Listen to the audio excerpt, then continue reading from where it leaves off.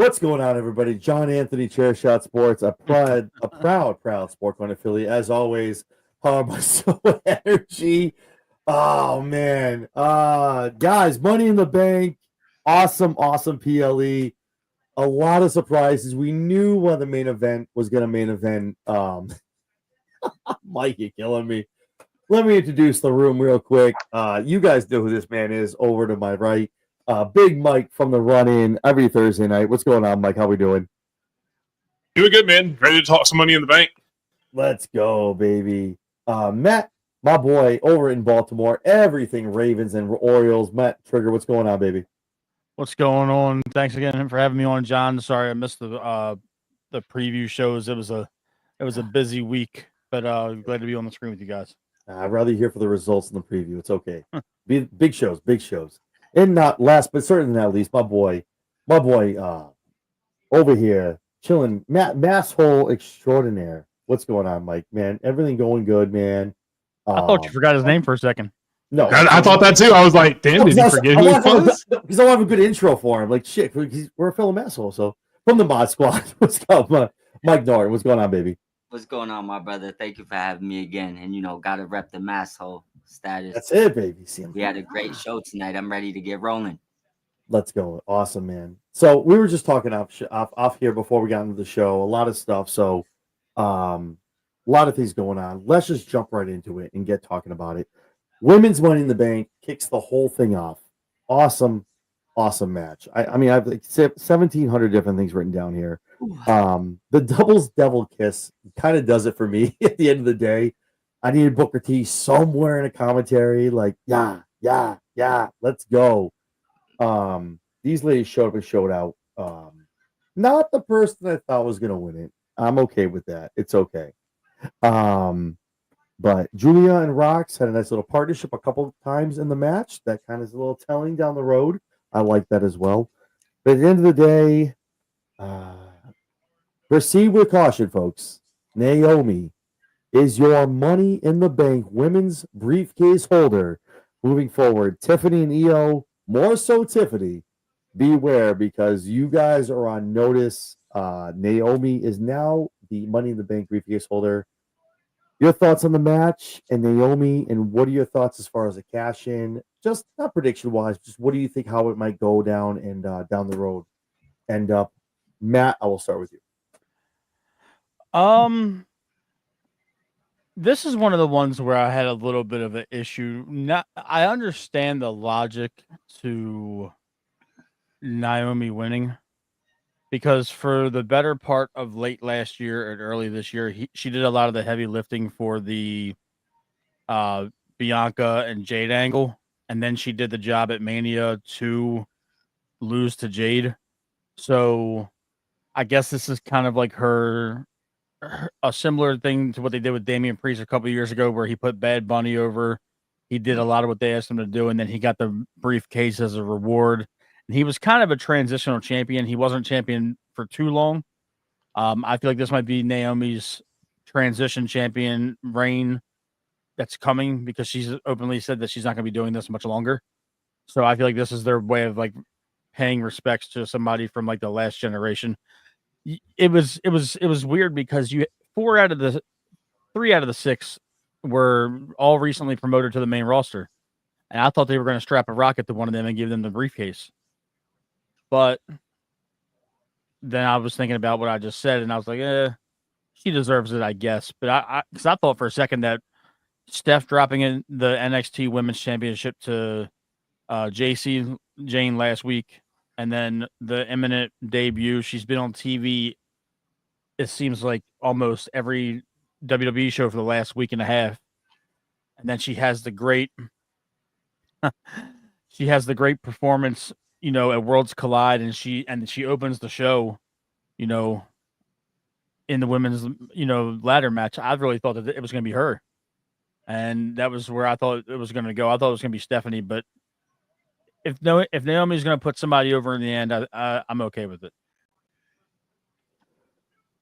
Yeah, no, I thought Stephanie was obviously one of the sexy picks. You're like, okay, she gets called up. She was a triple threat. She moves into the match, and I'm like, okay, literally, so Naomi gets up there, she grabs a briefcase down. My wife looks at me and goes, "Yeah, well, it's probably her last run. She wants to go start a family with Jimmy." I'm like, "Did you know this like 7 days ago before I had my predictions? Because you couldn't." She did. She did. How did I not know this? Like, so Matt has a lot of what I he think she said said about it that. on Chris Van Vliet. She did. This is so then I started looking at it. I'm like, oh shit, damn! I should have probably done some more research. Damn.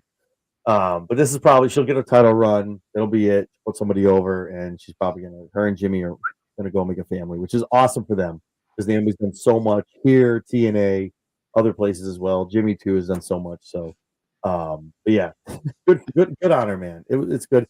I'm excited. I'm more excited not for the win, but for the briefcase. I can't wait to see what the briefcase looks like next Friday. All caution taped up, all like looking awesome and amazing. So I'm excited for that. Mike, Big Mike, your thoughts on the match and Naomi winning? Yeah, first off, glad to see Herman Rajan here supporting Mike Norton from the Mod Squad. I'm glad to see I've been replaced by his favorite Mike. So Mike good and Mike. job, so good job there, man. No! But definitely, the match was awesome. I loved it. I mean, and you and I had talked the other day, and maybe before, when we were doing our Worlds Collide show, there wasn't a wrong winner in this. No matter who won, there was a good story behind it. There was, all were amazing women in the ring.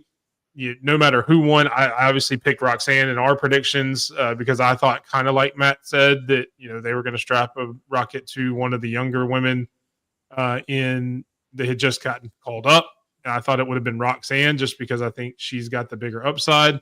But I don't disagree at all with Naomi winning it. I think it's going to be great stories. The one reason I didn't pick her is because I did hear about her wanting to go start a family, so I didn't think they would put her in this position to do that with her having such short time.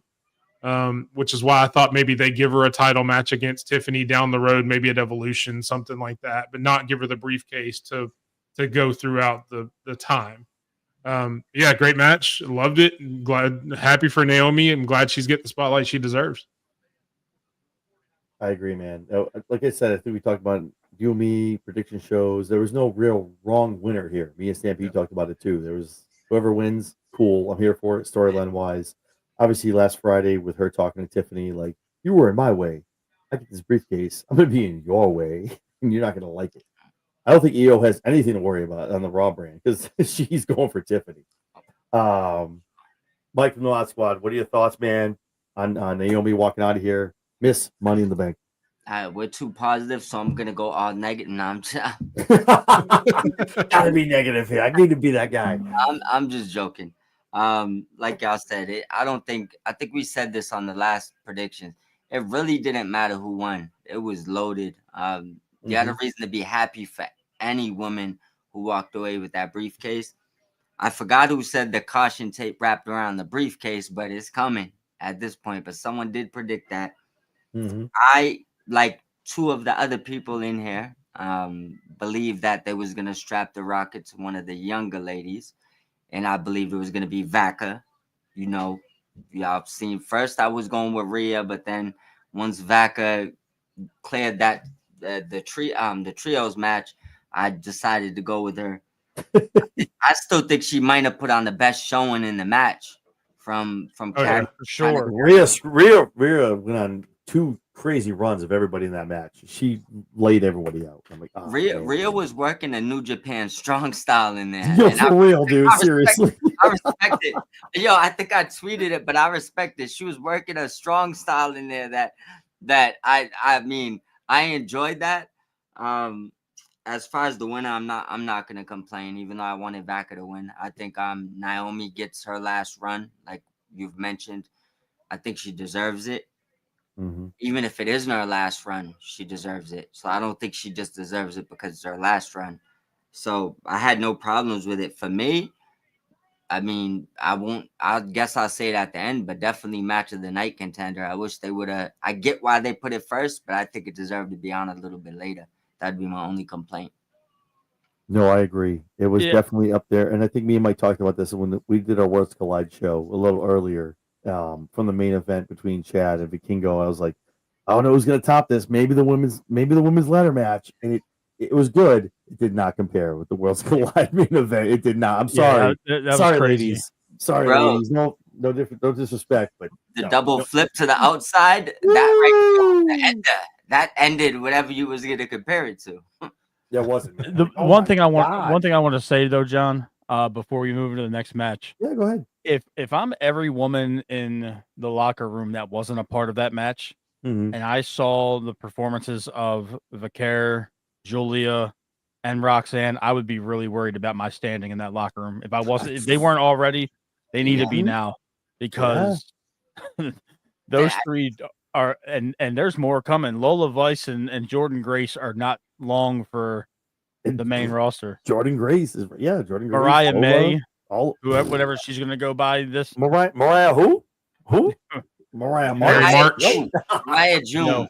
It's Mariah July. Like if I'm Bailey, or not Lyra's a strong player too. She's going to be in the main event scene eventually. Absolutely. But a lot of these chicks that are have been floating around that mid card main event, I'd start to worry a little bit. Zelina, Chelsea Green, I know they're solid acts, but you got to put these people on TV.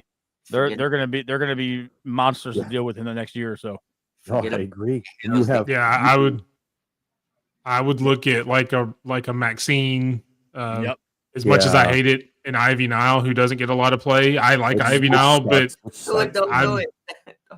I'm with you. I like her. I love Ivy Nile, but I mean, look at her place on the card. If somebody's going to get moved down to make room for anybody coming up, it's going to be a Maxine. It's going to be her. Yeah. I mean, unfortunately, you're looking square at if it's not one of the secret harvests with Chelsea Green, you're looking at a Meechin or BFAB, unfortunately. And again, I love BFAB, one of my favorites, but you can't argue where her position on the card is. They're kind of one of the ones that are going to be on the cut line. The Evolution pay-per-view is really going to show who they're going to favor going forward, because those three plus Jordan Grace, Lola, you got Jada, you got Lash, so Fallon, Tatum, talking about Evolution, there's a vignette, and me and my wife got into a heated argument. I'm not even like being like this. It was bad. My wife is a huge Bella fan. She loves Nikki and Brie. So pissed. Oh, dude, no, listen, like we're not fighting, like throwing things. We're not doing what her and Artem did. What? No, we're not. Stop. Listen, I like it. Listen, no, but listen. She's like, you're such a hater. You're such a hater. I'm like, no, listen. She sucks. Apparently, this segment should be brought to you by Morgan & Morgan, the law firm of the WWE. Oh, God. Listen, goddamn, I didn't touch my mic. 30 seconds. Listen. Whoa, hold on, wait a minute. No, listen, no. She's loved them forever and a day. Ever since she got into wrestling, she likes them. Cool, whatever. Awesome. We watched Total Divas together. Cool. I called the marriage breaking up. Like, it's feather in my cap. Listen, at the end of the day, I saw the thing come up, and I looked at her. I went, "You see that? Oh my God, yeah." You were on the red carpet. You talked about coming back. You've been doing your wine thing, your podcast thing. You want to throw things up about John Cena. You've been hanging out for 3-4 months. Now Evolution's coming around, and now you want to pop out. This is why the universe doesn't like you, because you want to be the headline. You want to be the person coming out. Why did you come back 2 months ago, do some stupid shit, job to somebody, and then make a thing? She's gonna come out Monday. Maybe I'm wrong. I hope I'm wrong. Maybe she comes out Monday and it's a cool thing. But she's gonna come out Monday. Some weird feud's gonna get put in, shoved down our throat with 6 weeks, 5 weeks maybe into Evolution, and it's like, okay, go blah, blah, blah, Evolution. Everyone knows she's bringing Brie. Now it's gonna be a tag team match because someone's gonna interfere, and there you go. But so to get on your point, there's so many talented women, NXT, SmackDown, Raw, hell, might I say even Evolution, with LFG that just got done, and we're toting Nikki Bella. What are we doing? Not say, I like the nostalgia act. It gets people to tune in. I get it, but what are we doing? That's taking a spot from someone you could take from NXT and maybe put into this, and then Evolution. I get it. It's number 2, so you want to maybe do some callbacks, maybe have some stuff from the first one. I get it. I really hope This was a Nikki Bella. bone. I hope Bella. If it's Nikki and Brie, which I'm sure it's going to be, which I'm cool with it. I hope that's it. This If was you a wanna bone make- for Laura Knight slipping in the lawsuit. This was a bone for that. I don't want to bring this up. Say Man. one Stop thing, it. Don't do that. Don't do. She has 2 great reasons. That's it. Yeah, My man. but the thing is too. I want to see. That's I want to. But see, that's why it sucks because on the other side of that coin, I want to see a Mickey James, which would be cool. Maybe this is the time I want to see Trish. Gail But I Kim. don't want to. I don't want. Yeah, but I don't want him coming in here being prominent. Like just coming out, maybe have him in the crowd, So coming out doing some cool shit, but not in like cool ass matches. I don't know, man. I just my idea ahead, for it would be Go to have a battle royal, a women's battle royal. You know, you don't call it a Royal Rumble or whatever. Call it an Evolution Battle Royal, where you have the evolution of women's wrestling. You have your Nickies, you have the older divas come through, and then you have some new talent also in that battle royal, and that's where you feature that. But the rest of it, you focus on your talent today. That way, you're still honoring your past in that match, and that's what that's for. But everything else, with maybe an exception of, like you said, like you mentioned, a Trish, because I know like Chelsea Green, her dream has always been to face a Trish or somebody like that. If she gets her title back, and then there's a title match with somebody like that, and then they put the younger talent over, I'm okay with that. But I'm like you. I don't want her to be prominent. I don't want her to be in the main event going for the women's world title and crap like that, because it's not where she needs to be. Yeah, it's wild. Not to sit here and shit on TKO, but like this nostalgia act and this celebrity. I get the celebrity stuff. I get it. Logan Paul, Fiend. He's good though. You want to have. That's Logan what I'm saying. Paul's good, He is man. good. He is. I am. Yeah, We'll get We'll there talk later. about. We'll talk about. We'll get there. This is gonna be a long ass show. I feel like. Good. But you don't like him because he's so good, and that's why people get mad. But the Travis Scotts, I don't need him learning how to wrestle and wrestle. Stop it. Don't do that. I got Bad Bunny if I want that. I don't need you. Get out of here. He's good. He actually wrestles. And Stampede has a great point about it. Let me make sure I get the right comment. I'm old, so I can't. Not sure how Nikki officially fits into the current landscape. Hopefully, they don't turn Evolution into a nostalgia show. That's what I don't want. That was number one. Was great. We brought everyone back. Number 2 needs to be like. But again, I don't know, man. It's not run by WWE. It's a TKO thing, so I don't know if they're like going for that buck. They want everyone to buy in and do the whole thing. So yeah, I digress, man. We'll talk about it a little later. But I saw that coming out Monday. It was a fight in the household. I was like, what? You saw that? Yeah, you're just a hater. No, where was she for 3 months? She could have been wrestling. Now there's a pay-per-view. Now she wants to come out and wrestle. That's cute. Now I see. Okay, all right. But anyway. But there again, even us, we're in a way being hypocritical ourselves, because we know damn well if they announced an AJ Lee for that show, we'd all pop for it and we'd all go crazy about it. But she's actually a good wrestler, though. When's the last time you've seen her wrestle? But on that TV show. When is the last time you've seen her wrestle? She's probably so far away. There's a reason. Recently. The only thing wrestling a match. And I'm not saying that to say that I don't want to see AJ Lee. Me myself. You just heard me say that. Because I'm doing the same thing. I'm being hypocritical too, and I'll admit that 100%. But the fact that it's a Nikki Bella is why we're crapping on it. But if it's an AJ Lee, like you said, you want to see a Mickey James. If it's a Gail Kim, yeah, I realize Gail Kim just wrestled a few months ago in TNA. That's a little different, but still, it's the same. I won't disagree. Type of person. I won't disagree with you.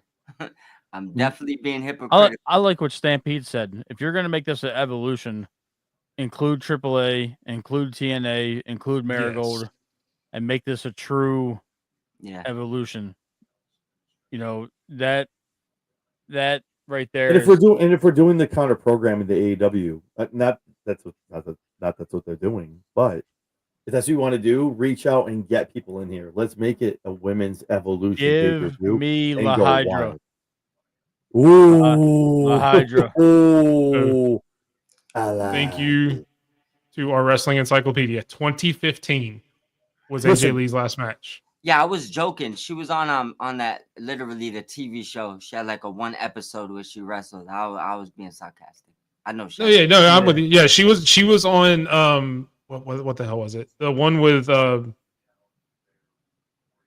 think Punk might have been on it too.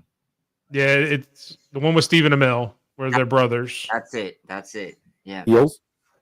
Yeah, Yeah. Heels. yeah, that's it. Heels. Yeah, Yeah, heels. I thought that's what the name was. I wasn't sure though. I could Yeah, I watched the whole heels, damn yeah. series. I need I- a fucking third season. I don't know who needs to hear this. Yeah, I need a third season. You can't just That's a end good season show. 2 like that and leave me just sitting here like, what?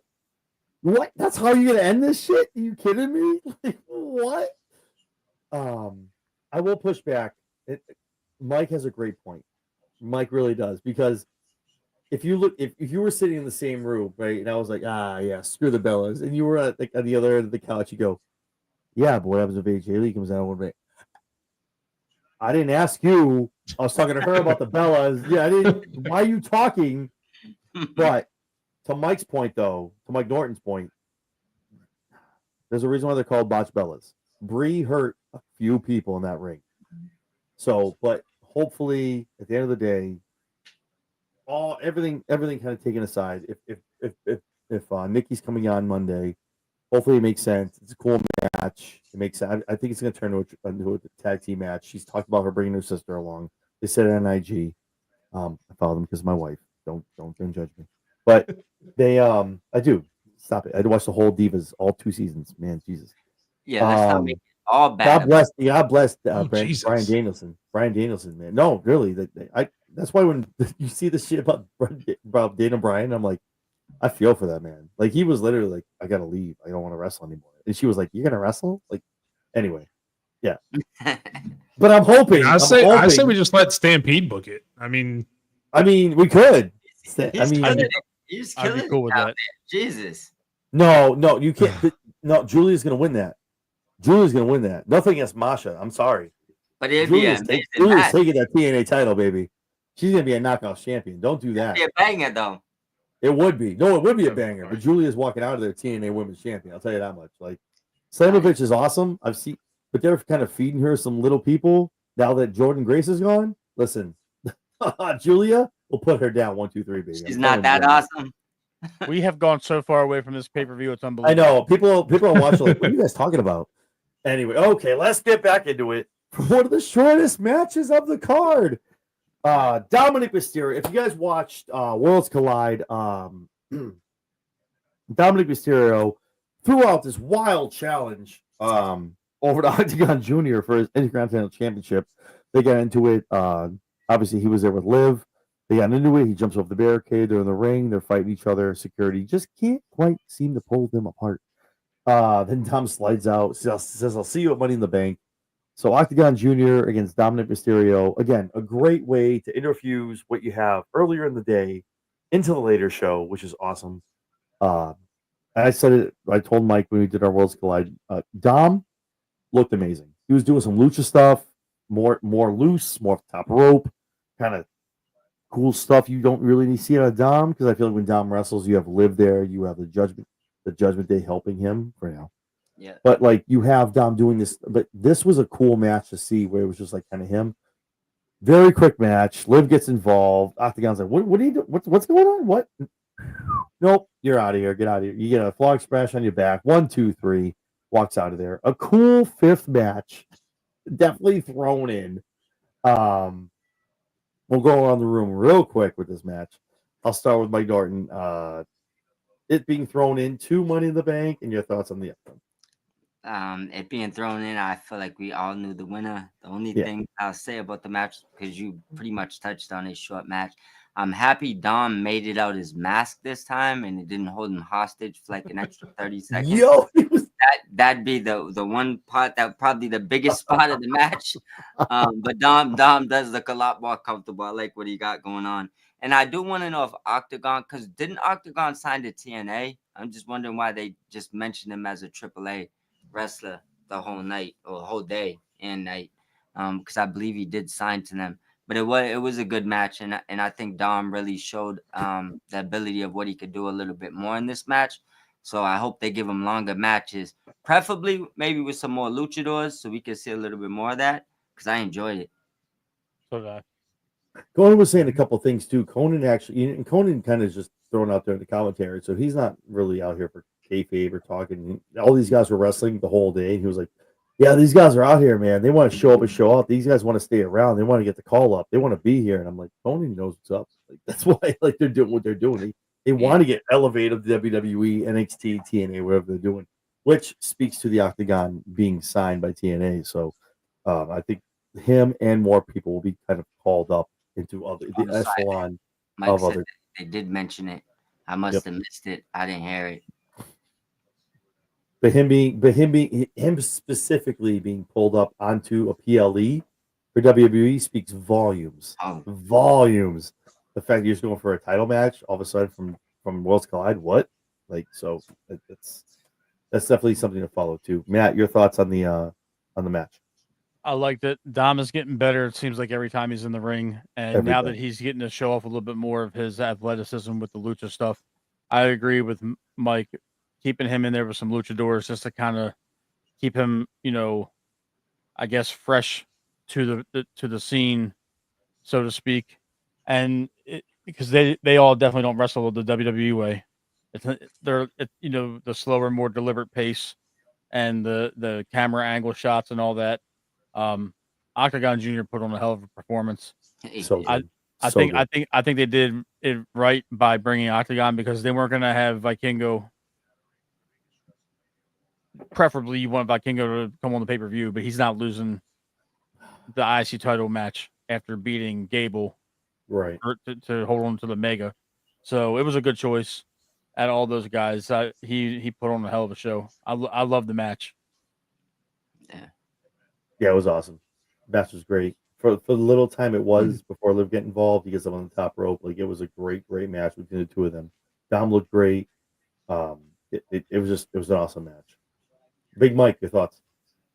So a lot of the same stuff you said. So I'll actually go with something I noticed that is probably the most exciting about this match, and it leads into what both of you said you want to see Dom going forward. The interaction with him and Vikingo and him and Pentagon out in the crowd. Because if you notice, after he won that match, even though Liv was around him celebrating and hug him, he was dead staring at those three sitting right there in the front row. So I actually think we do get to see him with some more luchadors because they led to it during the match and they led to it after the match. It wouldn't surprise me to see Dominic Mysterio against one of them, maybe even Vikingo for the Mega Championship at Triple Mania. Agree. I believe that's how he was trained too. He's probably just a lot more comfortable in that style. I need Dom in the mask, like the full mask, the whole time. Let's go, like yes, full on lucha Dom. Let's go, baby. It hasn't grown on me yet, not yet. Or hell, imagine being him and Rey Mysterio, him and his dad at Triple Mania. That's got to be back a where blow it's. I mean, him and Ray have to be a blow off. Like that's like Ray. Finally, it all circles back around, and like Ray's like, "Look, I'm sick of you talking shit about me. Like, I'm not deadbeat." For that to be like Rey Mysterio's retirement match where he takes the mask from Rey at a Triple Mania in PLE. I mean, that's a story that you put on movies. No, you can't write that. Term. You can't script it, baby. That's what I'm saying. Like you need that because that's where Ray literally can just like give him the mask and be like, "All right, I'm good. I'm out." Would have been so much better if WCW didn't ruin it for no reason. Taking his shit off, right? Hey, Filthy Animals is legit. I don't want to hear that shit. I love that entire group. I was like 11 years old. I love that. Yo, shit. Come on, man. Rey Mysterio's my GOAT, number one of all time, any wrestler. So I'm not. He really is, man. I just didn't want him to lose his mask like that. I might have cried over that as a little kid. I saw he started dressing, and he was just like looking. He was like, they all dressed like Fast and Furious 1. It was awesome. Yeah, I did like the fatigues. I won't lie about it. And I do like Conan. So it's not like I didn't like what they did. But to lose it like that, man, I hated it. They were midget menaces. It was awesome. It was awesome. But if they lose it now, it will have better meaning. I feel like to his son. It will actually mean something now. Yeah, I feel like that's the thing. Like, obviously, it's all kayfabe, man. They go in the back, and like he hands them. That's that shit we see like 6 months later when they do the behind the scenes and like Ray and Dom are just like Yeah, they're Does having it throw- that cry out moment when they're hugging and shit. Like Does he's it like, does it throw anybody off that Dom's like 6'2" and he's working with the Luchas who are all like 5'6"? yeah, yeah. I don't know Does it how throw tall was anybody else off? It's I don't actually know how- 6'2". He's a big I don't boy. know how tall was Dom's Eddie? like 6'2" or 6'3". How He's- tall was Eddie Guerrero? What? Eddie What? probably What? Six, he was like 5'11", 6 feet, I think. Maybe 6'1". I mean, I don't want to be that guy, but listen. He's nobody's Yeah, baby but I that we've seen. Mysterio said he asked his own wife that, so I mean, we can get these jokes in now. Can we talk about this for a second? Like, No, according to how does he Google, look? He cannot look that much like Eddie Guerrero, and we cannot sit here and not ask questions. Like, holy shit! Was there a weird night where everyone put their keys in the fishbowl, and like it just happened to be like Eddie and Ray were in the same party? Like, I don't know, man. No Diddy. What kind of No shit are Diddy. y'all Stop on it! there? Stop it! You know, we're gonna get canceled. Don't do that. Don't do that. So Google says Eddie Guerrero is 5'8". So I'll get this back on track a little bit. I mean, that's 5'8". tall. That's taller than Ray. Shit. I mean, No way that I'm taller than him. There's no way. Wait, Eddie was what? 5'8"? I mean, 5'8" according to Google. Damn, I got 3.5 on him. I Fuck, remember you're watching right. him live when I was a kid. I ain't taller than him right now. Well, not. We all know as the years go down, we all start losing inches. Fuck, I thought I was 5'10". Shit, what happened? God damn you, gravity. Anyway, moving on. We're going moving on the card. We got Becky Lynch, Lyra Vicaria for the Women's Intercontinental Championship. If Becky loses, she can no longer challenge for the belt while Lyra is champion. If Lyra loses, she needs to raise Becky's hand, look her in the eye, and admit she's better than her, raise her arm. Apparently the entire damn arena. But with that being said, amazing match. Superman slams, everything going on. Lyra hitting her with everything she had. Becky, at the end of the day, needed the tights, baby. She needed the tights. She needed the extra little bit. She knew where the ref was. Gets the 1, 2, 3. Becky Lynch is your new Women's Intercontinental Champion. Has Lyra raise her hand not once, not twice, 3 or 4 times. Show me around the entire arena. Put that belt on me. You know what? Put the belt on me, baby. Show me how much I'm better than you. Gets a suplex. Nightwing for her troubles. Lyra gets out of there. We are not done with this rivalry. I thought Lyra was going to win this. I was waiting for when she asked her to keep showing her around the arena. That's when I was waiting for a role model to show on the Titantron. Didn't happen. But again, always appreciate a clean match, whether it's nefarious tactics, tights, ropes, whatever. Appreciate a clean match. But at the end of the day, Becky Lynch, your new IC Women's Champion. Moving forward, your guys' thoughts on the match, the ending, and what the future holds for both these ladies. Mike Dorn, I'll start with you. This match was fire. Yeah, It's one of the best matches of the night. They did a little bit of everything. This doesn't hurt Lyra. I think we said on one of the prediction shows, I mean, not only did Becky lose to her every time she's faced her, but now even though you won, you had to pull on the tights. So, yep. Lyra leaves strong. Mm-hmm. The feud's definitely not over. But with that being said, man, shout out to the man. I'm not one of the Becky haters. I think she's one of the best women's wrestlers in the world. I don't believe you have to move over. I believe people have to push you over. Mm-hmm. And if she's not ready to move over, you got to get out that spot, baby. You don't just ask for it and think age matters. It's like some 50-year-olds don't got it no more, and some of them still do, right? She's nowhere near that. So you can't just push her to the side. So I did enjoy it. I'm happy she won. I think it was the most realistic way to keep this feud going. And I think it only benefits Lyra in the long run.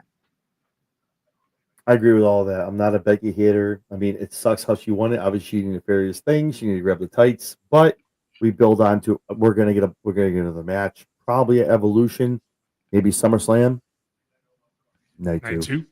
Maybe Bailey's involved. We'll see what happens. We got Night of Champions. We got King and Queen of the Ring coming up. So we'll see what happens. Yeah, Matt, your thoughts on the match, the outcome, and what's moving forward for Becky Lynch? I understand the outcome was needed to extend this feud. I am not a Becky hater. I'm gonna preface that by saying this, but I'm gonna allude to what I said earlier. It is now clear more than ever before that the four horsewomen aren't needed to be prominent people on television and in the ring. They can be in a supporting role, they can be in an elevating role. Lyra is probably the best mid-card female that they have in the entire company. Agreed. She's better than Zelina. She can go in the ring. I don't understand the bird gimmick thing. I guess she likes the birds. I'm cool with that. The fans are behind it. I'm cool with that. She can wrestle. That's the biggest thing. And she can talk on the mic. She can do the promos. She's shown her worth. And now you're like, why does Becky need to be Intercontinental Championship material at this point? Why does she have to be the champion? I understand it for the rivalry purposes and TV, but me looking at it like I'm looking at all the women that are in the Money in the Bank ladder match. You got 3 of them that could challenge for that title. Yep. You know, at this point, I feel like they're holding on to Becky for name value alone because she's a crossover star. But I feel like this is Becky having to one up one of the up and comers just to feel like she's not in full putover mode yet. Bailey's accepted it. Sasha's no longer here. Charlotte was sandbagging in the Ultimate Ways back in the Mania season, and now I feel like Becky is still trying to hold on. And to be honest, once I saw Becky win, I knew Seth was winning tonight. It's almost like it really, because they both don't need it. I get the Seth. We'll talk about the men's. Seth one bothered me, but yeah. Yeah. Yeah.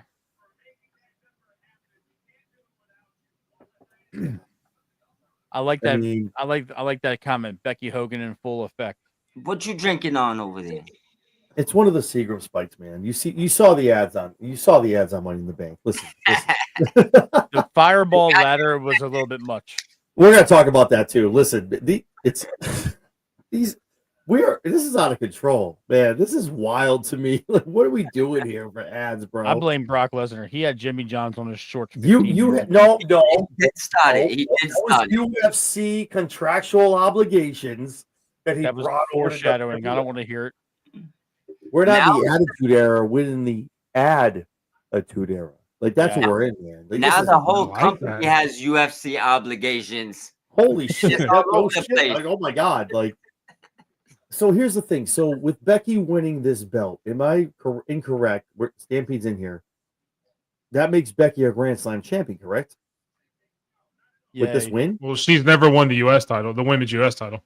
Well, so okay. Yeah, I mean, so you gotta have both of those to be a Grand Slam. Okay. She'll get to that next Mania season. And here's where I'm going to push back on a little bit of what Matt said and the Becky Hogan comment. We just mentioned this is the first time she's ever beaten Lyra on WWE TV. Yeah, she's put her over every other time, and she had to cheat to win. I don't think in any way, shape, form, or fashion this hurts Lyra, or that this is Becky saying that she's got to put herself over. I don't necessarily put her in the same category that we were talking about to where she's just around for a name value, because she still brings a lot of value to the company in the ring. She can still go.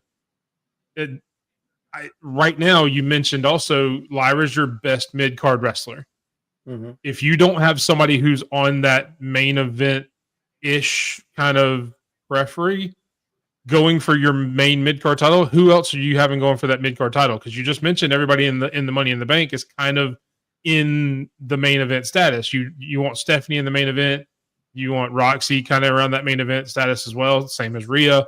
There's your kind of main event scene with those 3 in the champion.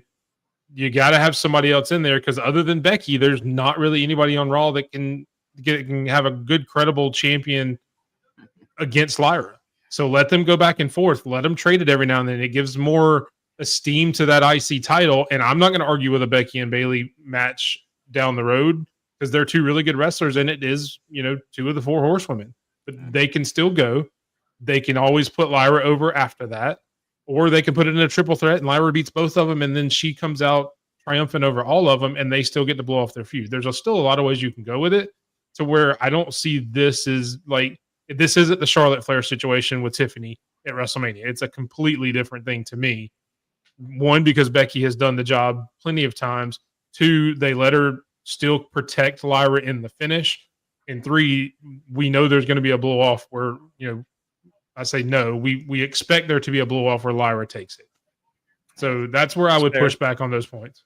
That's fair. I respect it, and you make good points. So with that being said, there's only 2 matches left. So before I get to Mike, Norton, it's funny with 2 mics here. But before Mob Squad, I get to him as far as his thoughts. So we have Evolution. Well, sorry, we have Night of Champions, we have Evolution, and we go to SummerSlam. Night 1 or 2, it's cool, whatever we want to do. So we're talking about blow-offs. What is next for Becky? Who do you think the immediate next challenger is for Becky? I think Mike said it. It's going to have to be Bayley. If it's not Lyra, it's Bayley. So Monday night. Well, let me go around. So let me just So Matt, I'll start with you. So your thoughts are. Go ahead. So you think it's going to be Bayley moving forward? I think it's going to be Bayley. They're going to have to pay off that story from Mania. Okay. That needs a proper ending, so to speak. So I think that could be where they're going to go. Like if the blow off with Lyra doesn't result in Lyra regaining the title, I think it's got to be Bayley. Is the blow off? Where would the blow off happen? Would it be? It would have to be. Would it be SummerSlam. It would have to be SummerSlam. Night 2. Night 2, the 17-hour show that you're booking here. That's right, baby. Listen, let's go. I pay damn good money. But then after the fact, he's going to complain that the show is too damn long. I got a hotel. It's okay. I'm going to go live for a little bit. I'm going to bed. It's okay. But I agree with Matt. It's got to be Bayley or Lyra. Okay. So Night of Champions. Who's in it? So we come here. So Monday night, obviously Becky's gonna come out. She's gonna have this whole soliloquy. Who comes out? Is it Nikki Bella? Is it Julia? Please. Is it? Well, not Julia. I'm sorry. Is it Rox? Who's the next? Is it? That's what I'm asking. Like, what's the maturation? But to get to that blow off, it's gonna be Lyra coming out because she cheated.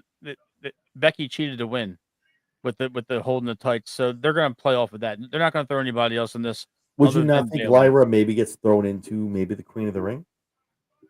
No, I think the other ones do. I think the other ones do before Lyra.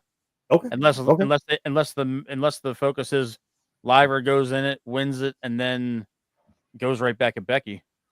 Yeah. True. I mean, they'll both get thrown into qualifying matches because you've got 8 women on Raw that you have to put on there because you've got 2 4-way matches for the qualifiers. So you got to put 8 women out there. So I mean, all of them will get put in it. Probably including Becky as the champion. They'll all get put in that tournament. Yeah. And I want to say right now, like I love this new format. The Fatal 4-Ways into cross-brand promotion, into the finals, and then I like it. This is cool. Yeah. I like this whole new format, which is kind of cool. So, okay, awesome. So Matt, Big Mike, Gordon, Mike Gordon, what are your thoughts? I agree with you guys. I think that the writing's kind of on the wall. We're gonna have Bayley. We're going to have Lyra that somehow interferes in that. And I think it leads to the triple threat with Lyra beating both of them. So I just believe that she ends up coming out even stronger at the end of this. And maybe Bayley and Becky blow off steam after for no title because they don't need it. Once Lyra sneaks out the back door with it. That's as long as Becky eats the pin, I'll be okay. She needs to. I think Becky will eat that. She knows that. She needs to eat that. It's going to be Bayley. I just said it for a reason.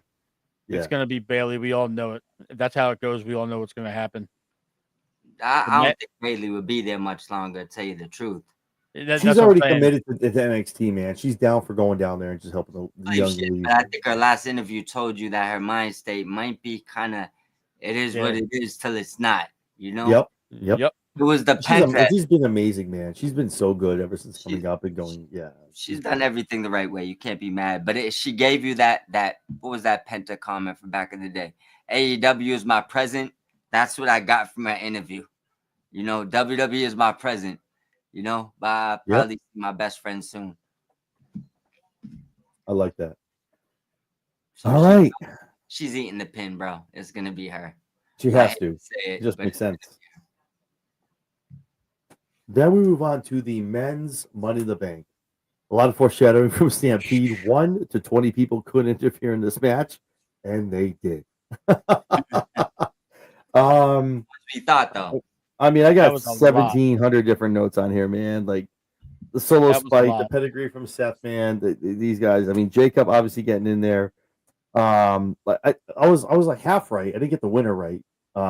Even with LA Knight, it wasn't CM Punk either. But the families got involved. Obviously, Seth is down and out. He's down bad. Bring him out! Bring him out! Bring him out! The B squares come out. They come out there, raise havoc, screw everybody up, man, in the entire ring. Jacob comes. Here comes Jacob, man. Jacob's coming out. JC. Here we go. Jacob's like, yo, get up on that ladder. Jacob's like, nah, you know what? Nah, we ain't doing. I hate you, Solo. Boom, gets it done. We all saw this coming. This is the blow off for them as far as going to a feud with them, probably at SummerSlam Night 2. We'll see what happens. Awesome match, man. But at the end of the day, ya boy, Seth Rollins climbs that ladder. 2-time Money in the Bank champion, baby. I didn't want to pick him, man. It's a sexy pick. A lot of people are like, oh, it's like, no. They did it. They did the thing. So Seth Rollins is your Money in the Bank winner walking out of tonight. So I guess the question I'll pose to you guys, because I think a lot of us deep down knew this is how it was going to go down. Seth wins. I think anyone in the room, did you guys pick Seth? Mike, you didn't pick Seth, right? Either Mike. You guys, yeah, I didn't. I had Punk and Knight. I didn't pick him. I like this Stampede commenting in the third person on the chat. Yes. Stampede, god damn it. Anyway. He did it earlier too. He said Stampede picked Naomi as well. So yeah. He did. No, God bless Stampede, man. Jesus. Stampede, you need to bet on this shit. I didn't it's like this Jimmy from the Ringer. Picks, bro, and just went like to the left. Like I feel like I could have aced it, but I just wanted to try to. And Big Mike knows this. This is why, like, prediction shows that we do, I'm like, oh, I could easily be like, oh, Naomi. Oh yeah, Seth. I don't pick that. I do stupid shit and I book it 3 months. No, Mike, you're talking to the guy who picked Grande Americano. Come on now. CM Punk wins and he cashes in December. I'm like 6 months out of booking. Like I'm like, yeah, it's wild. Let's go. So I guess the question I'll post to you guys is, well, I think we all deep down knew it was gonna be Seth Rollins. Your feelings on the win, how it happened, I guess, how we got there. Do you think we see a cash in 48 hours when we tune into Raw on Netflix? I'll start with you, Mike Norton. Nope. I don't think we I think we see a fast cash in, but I don't think that fast. I did enjoy the match. They was killing it. I do like the fact that Jacob finally became his own man. So no problems there, but I just he's one thing that I will say that I was screaming for when that match was going on is Brock Lesnar did it. Go up that ladder. I was cheering for Jacob to just go up the ladder and take the briefcase. That was the only one thing that I see. Like, yo, Jacob's like, now what? Now what? Yeah, like he said, look, I'm just here to destroy. I didn't even want the briefcase because I easily could get it. But let me just make sure I tell Solo I hate him and put him through every piece of furniture and ladder I could find. So I did enjoy that. And you're right. We kind of first, Seth is one of my top 10 favorite wrestlers. So I'm not hating on him. I just did not want him to win this. I don't think he needed it. And we all knew it, but I just think they should have went a different direction. But I enjoyed the match. Awesome. I think we all kind of feel the same way. I'm sure there's a lot of other podcasters doing shows where like, I thought it was Seth. I want to give Big Mike some props, man. As someone who booked CM Punk for 6-7 months out into the TD Garden main event, Cena's last match, Big Mike did such an amazing job of booking Grande Americano if he won that briefcase and going it out. So I'm going to go to Big Mike next, man. First of all, awesome job in booking that. Second of all, your thoughts on Seth winning it and do we see something on Monday with Gunther probably leaving Jay a puddle of himself? When do you if it's not Monday, when do you see maybe Seth cashing in down the road? So first off, if you only knew how excited and how geeked I was when they actually physically showed him putting the plate in his mask, because I specifically said that in my booking that was part of the show, that you cut to the camera and you see him doing that. And I'm like, there it is. And then the crazy ass spot where he climbs up the ladder outside of the ring onto the other ladder and teeters over to it, up the other ladder, and then headbutts him. I was like, it's over. And it was like, nah. And then the match continued, obviously, and Seth Rollins won. But if it's not Monday, which I think it's going to be, I think it's going to play out a lot like you just said. I think Gunther is going to beat the crap out of him. Jay is probably going to slap the submission on him like he did at SummerSlam, or not SummerSlam, at WrestleMania. Gunther taps out and then beats him at post-match even more, just being pissed off. And then you have Seth's group coming out to do a quick cash-in, because he has said from the beginning this is all about power.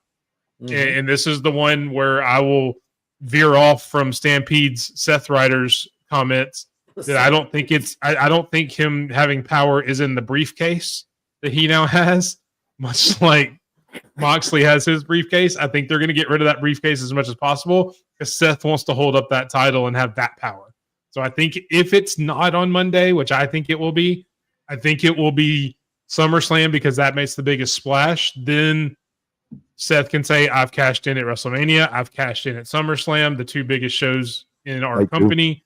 I am the man. I had to cash in on night 2 because I knew John Anthony was going to be there, and I had to put on a show. Exactly. I want him to say that in the post-match scrum. I want him to say those exact words. If I watched the ChairShot Sports show, and I knew John Anthony was going to be there, and I wanted to win that for him. This is why I said it couldn't be on Raw. It had to be SummerSlam night 2. Why would I predict Raw? No. I could only hope to get into that scrum on night 2. Be like, Seth, quick question. John Anthony, body slam down there. Listen, I don't know if did you watch my show? Did you watch this? I appreciate you, bro, for doing this. Like, and then Seth gets put through a table, and me and Mona walk out with our heads down. So out of curiosity, Stampede, how long did the men's ladder in the bank match go? Stampede, I know you've got the time there. I'm curious of what the time is. Yeah, what is it? Which we can keep talking while he answers. We don't have Punk, to I don't think so. Here's my thing. Here's my thing with Punk. I'm going on a tangent before I get to Matt. At this point, Punk isn't. I'd like to think he's probably going to be involved in the King of the Ring stuff.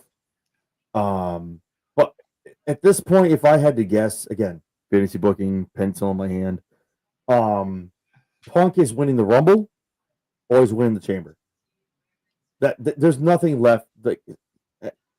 Cookie Monster we're running out of opportunities here, and it's just like Punk. He got injured obviously in the Rumble cage. They went. We're running out of stuff to happen here. So I feel like gonna beat Cena. No. See, Punk's no. Gonna beat Cena in TD Garden. Stop. What the hell? No, don't do that. I already called that. No, you can't do that. No. Boston, no. Punk. That's bookmarked, baby. Gonna win. No, that's trademarked. Sorry about that. I think no, it's fine. No, I'm serious. I think at this point now, Punk kind of goes on some weird, I don't know, man, attacking side quest. Yeah, no, really though. I'm serious. It sucks. Quests are good. But because Punk needs the Rumble. Has Punk won a Rumble? 33 minutes. That's the. Yeah, he needs a Rumble. A lot longer than 33 minutes. Jesus Christ. It did seem longer than that. Is that including the entrances? No. Can't be. Surely not. Surely that's bell to bell. Okay. If it's from cage match, it's bell to bell. Jesus. Right. Yeah. I thought it felt longer than that, man. I do appreciate. You know what I do? You know what I didn't like? And again, I'm not trying to I like the back and forth and everyone fighting at the top of the ladder with the stupid knock your head on the top and then hit you with the briefcase. I do the fact that both folks, Naomi and Seth, when they got on that ladder, whoever your pick was, you sat on your couch, you picked up your beer and went, fuck. All right, yep, they won. Yeah. Naomi literally did one of these The You knew drone no angle one's getting up. too. Seth climbed the ladder. No one's getting up. Like there was no like no Kofi Kingston jump up and climb up real quick. These folks, when they were on that ladder, you knew that was it. That's your winner. That's I like that more than like the beating on the top and yay, boo, yay, boo. Like the drone footage showed Naomi was about to win too before she won. Like they didn't do it as much with Seth. They probably told him to back off it. But the camera, how it zoomed in and gave her like the full frontal, you knew the drone too. You saw that with the drone. No one else was even close. I love the drone stuff, by the way. That's really I love cool. it. Yes. Yeah, I posted that drone shot is game changer. Yeah, it is. Yeah. It's crazy. Yeah. Facts. Yes, it is.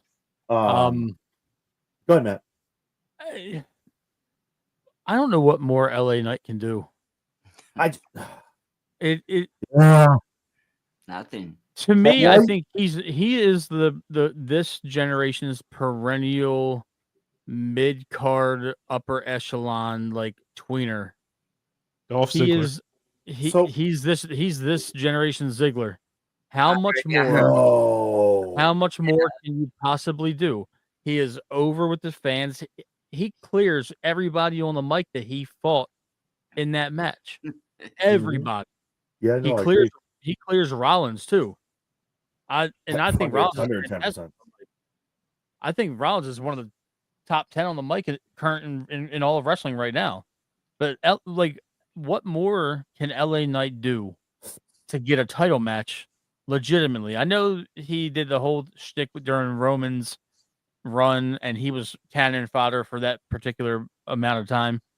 We knew LA Knight You're an asshole for that, Stampede. Damn, you're an asshole, Stampede.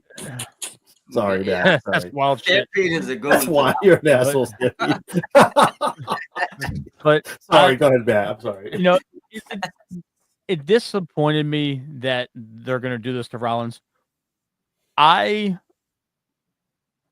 feel bad for Uso because his title reign is going to end at just shy of 3 months. Yeah, I mean, or if they want to truly have somebody spoil plans, Roman Reigns comes back Monday night. There's a tie-in with Heyman. There's a tie-in to Seth. There's a tie-in to the bloodline helping out, over the last couple of weeks of being intertwined.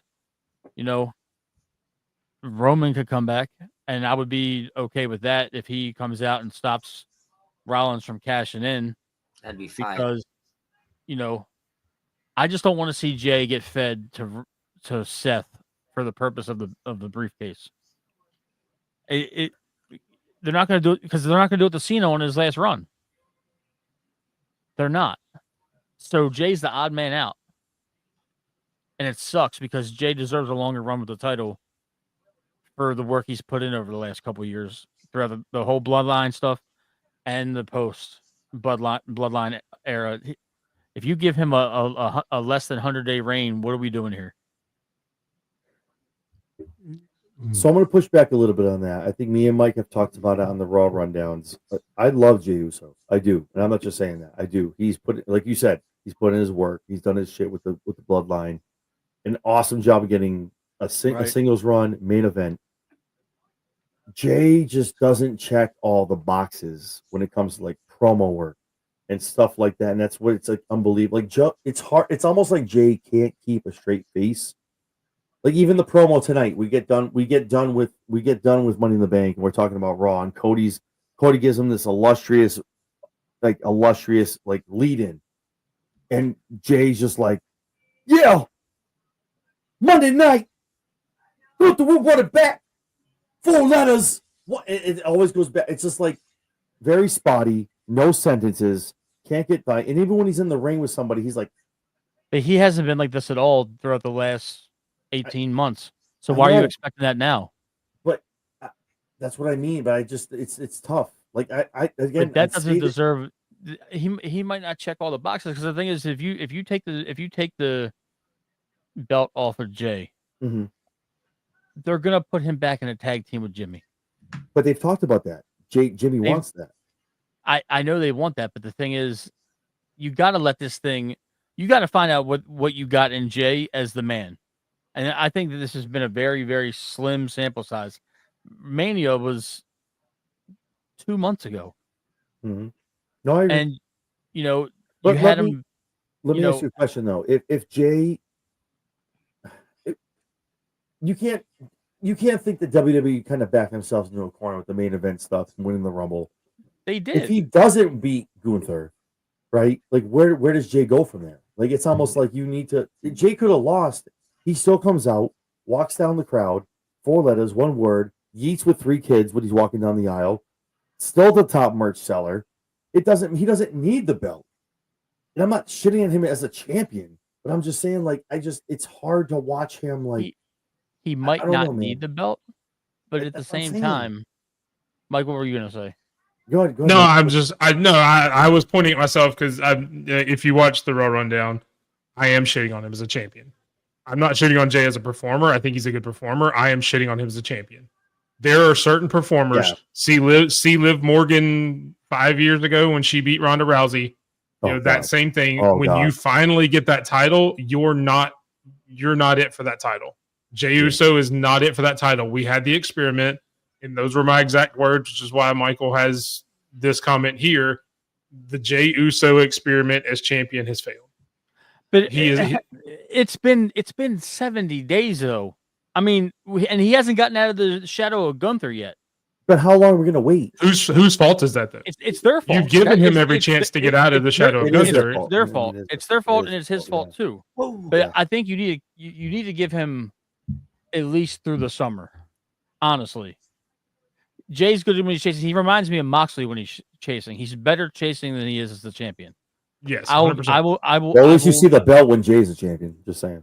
You know, I just think that if you're gonna do this, you need to have something good for him.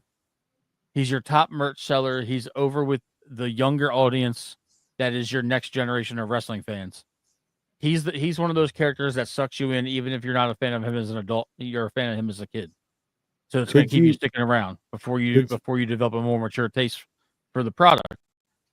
But if you have him go from losing the cash in back straight to a tag team with Jimmy, the fact that he's a former world champion at that point, you're going to have to put one of the tag titles on him to make him relevant. So then you're feeding either the Street Profits or shit. I'm drawing a blank on the Raw New Tag Day. Team the New Day. The New Day. So are you gonna? New Day. Are we gonna get a New Day and Usos for the millionth time? No, please no. For the juxtaposition is New Day being the heels and the Usos being the faces. The At this Usos are the one, faces. How many times have we seen that match though? I have one thing I need to say, and Go ahead, Mike. I agree with all of you and everything you're saying. The runs have been underwhelming. I do also believe what Matt's saying has been short, and there's been kind of some shoddy booking in there that, but the one thing that I would say is this, right? And you may agree with me, you may not. I'm gonna put this, they the same family, so I'm gonna explain it in these terms, right?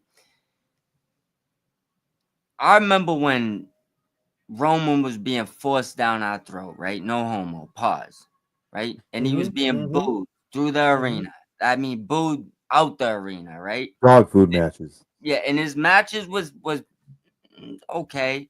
Promo work was okay, right? Suffer Succotash was not okay.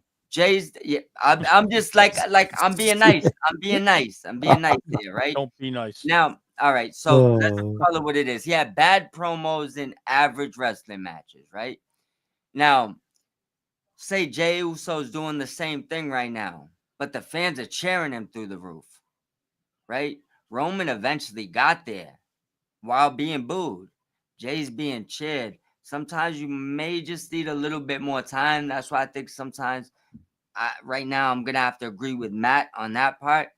He just might not have had enough time. But the fact that the fans are going crazy for him, I feel it's the exact same thing as Roman. They love him. They didn't like Roman. They're both having mediocre matches and both giving mediocre promos. Let's be fair about this, and to build off of what Mike's saying. The first person they gave to Jay was Gunther. Terrible decision. That's a horrible decision. A Horrible. charisma vacuum. And then you give him Logan Paul.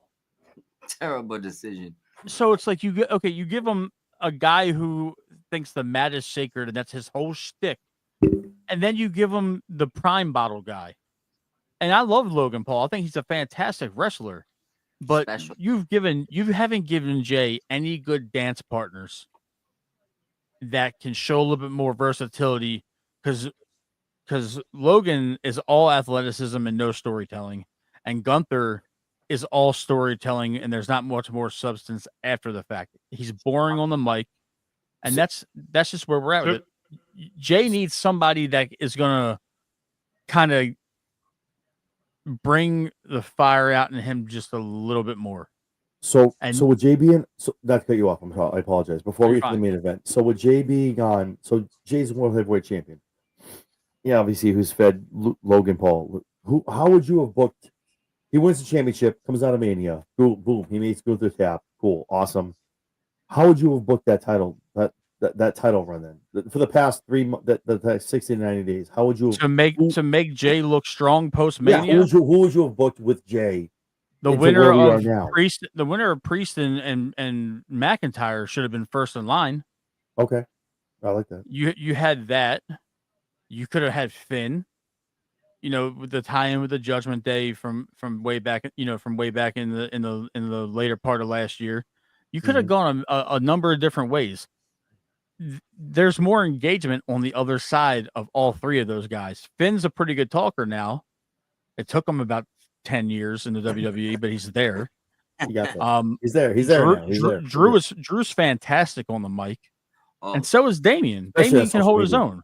So yeah, and the thing is, they're more in tune to what the fans want because they engage on social media. Gunther doesn't do that at all, and Jay does. And yet Gunther carried him in every promo. He did. I'll say this because for the one where Jay talked about his family and Jimmy getting choked out, bloodied out, talking about his mom, calling him that promo. I'll give to Jay. Gunther is your typical. Gunther is your 80s, 90s prototype heel. I'll give you that, Mike. I'm telling you that I agree with you, but they did a disservice ring wise because Jay and Gunther don't mesh well in ring. I'd agree with that. Jay's really clunky, and Gunther is a throwback brawler, and not necessarily athletic in the sense of he's brawn and power, and he's not really gonna match Jay on any of the high flying stuff or the antics or anything like that. They weren't good dance partners, so it looked like a weak feud overall. And the way they had Gunther lose the title at Mania was absolutely atrocious. We've all said that on past shows. Yeah, we agree on that 100%. Yeah, we we don't need to hash that over. For me, if you want to put the title on Rollins, that's fine. If you want to do that, but doing it on Monday is a little heavy-handed because then you're going from one extreme to the other. You're going from the slow burn with Jay to a 70 or 80-day reign, and then you're putting the belt right back on Rollins. And at this point, does Rollins need the title? No. To make that faction legitimate, you got three badass dudes plus the best talker in the game as your advocate. So really, they could cause chaos without having the world heavyweight title in that group. He has said from day one in that faction that he wants the power. That has been the focal point of what he has said. I hear you, and I'm cool. It makes sense. I'm just talking from a logic standpoint. He doesn't need it. Rollins is Monday Night Raw. Rollins has carried Monday Night Raw off and on for a decade. Rollins has never been a SmackDown guy. He's been Raw. Yeah. And I can respect that. And I understand I'm starting to understand more and more the makings of the Rollins group, and I like it. I like the dynamic. But I don't think you need to do that this soon. They're still figuring it out. It's kind of like a Judgment Day early concept. Like they had Edge, they had Rhea, they had Damian. So they're really trying to figure out what they're making of this before it sticks. So let them figure out how it sticks, because who is Braun Breaker in this, and who is Bronson Reed in this? Right. Because you can't reduce both of them to lackeys, especially Braun Breaker. He should have a rocket strapped to his back. I do like how they came out tonight. That's fair. And just like beat the shit out You know, of everybody. that's I was happy for that. I know. was like, I know it might be psychoanalyzing it a little bit too much, but there needs to be more clearly defined pecking order in that group before you just throw the title on Rollins and you have two badasses become his lackeys, because then it's going to feel like it's going to feel like that with J&J, with legitimate bodyguards, and Rollins doesn't need it. I understand he's a heel. I understand that that's his tactic, and I know he wants the power, but where is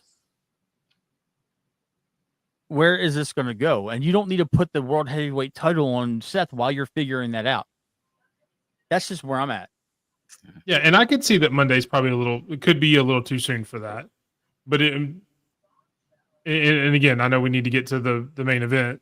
Of course, but I mean, at that point, I can 100% agree with. You know, if you wanted to wait until SummerSlam, I'd be fine with it. I'm not saying you have to do it Monday night, but it's just my opinion that it would be just fine on Monday night, because I don't think you would lose. I don't think Jay would lose anything, because I don't necessarily think Jay needs the title to get the crowd, to get the pop, to get all of that either. So that's kind of where I'm at on it. And it's just it's once he got the title, and yes, I agree, you know, the booking and everything else, but he hasn't elevated himself to a point to where he seems like he is a bigger champion than he was a challenger. I still see Jay as a challenger, just as a challenger holding a belt now, if that makes sense. No, that's totally fair. I just believe that we need to see Jay with a little bit more of the upper main event card before you take the strap off of him. And I'm cool with him having a 4 or 5 month reign, but to cut it at less than 3 months is you make the Royal Rumble win look even dumber. You make the Mania main event look really bad if that's how you're going to take this title off of him. So not to keep going on the whole thing and like kind of like circling around it, but so we got Logan, he has Gunther. Besides Seth, where else does Jay go on Raw? That's kind of the upper 3 echelon.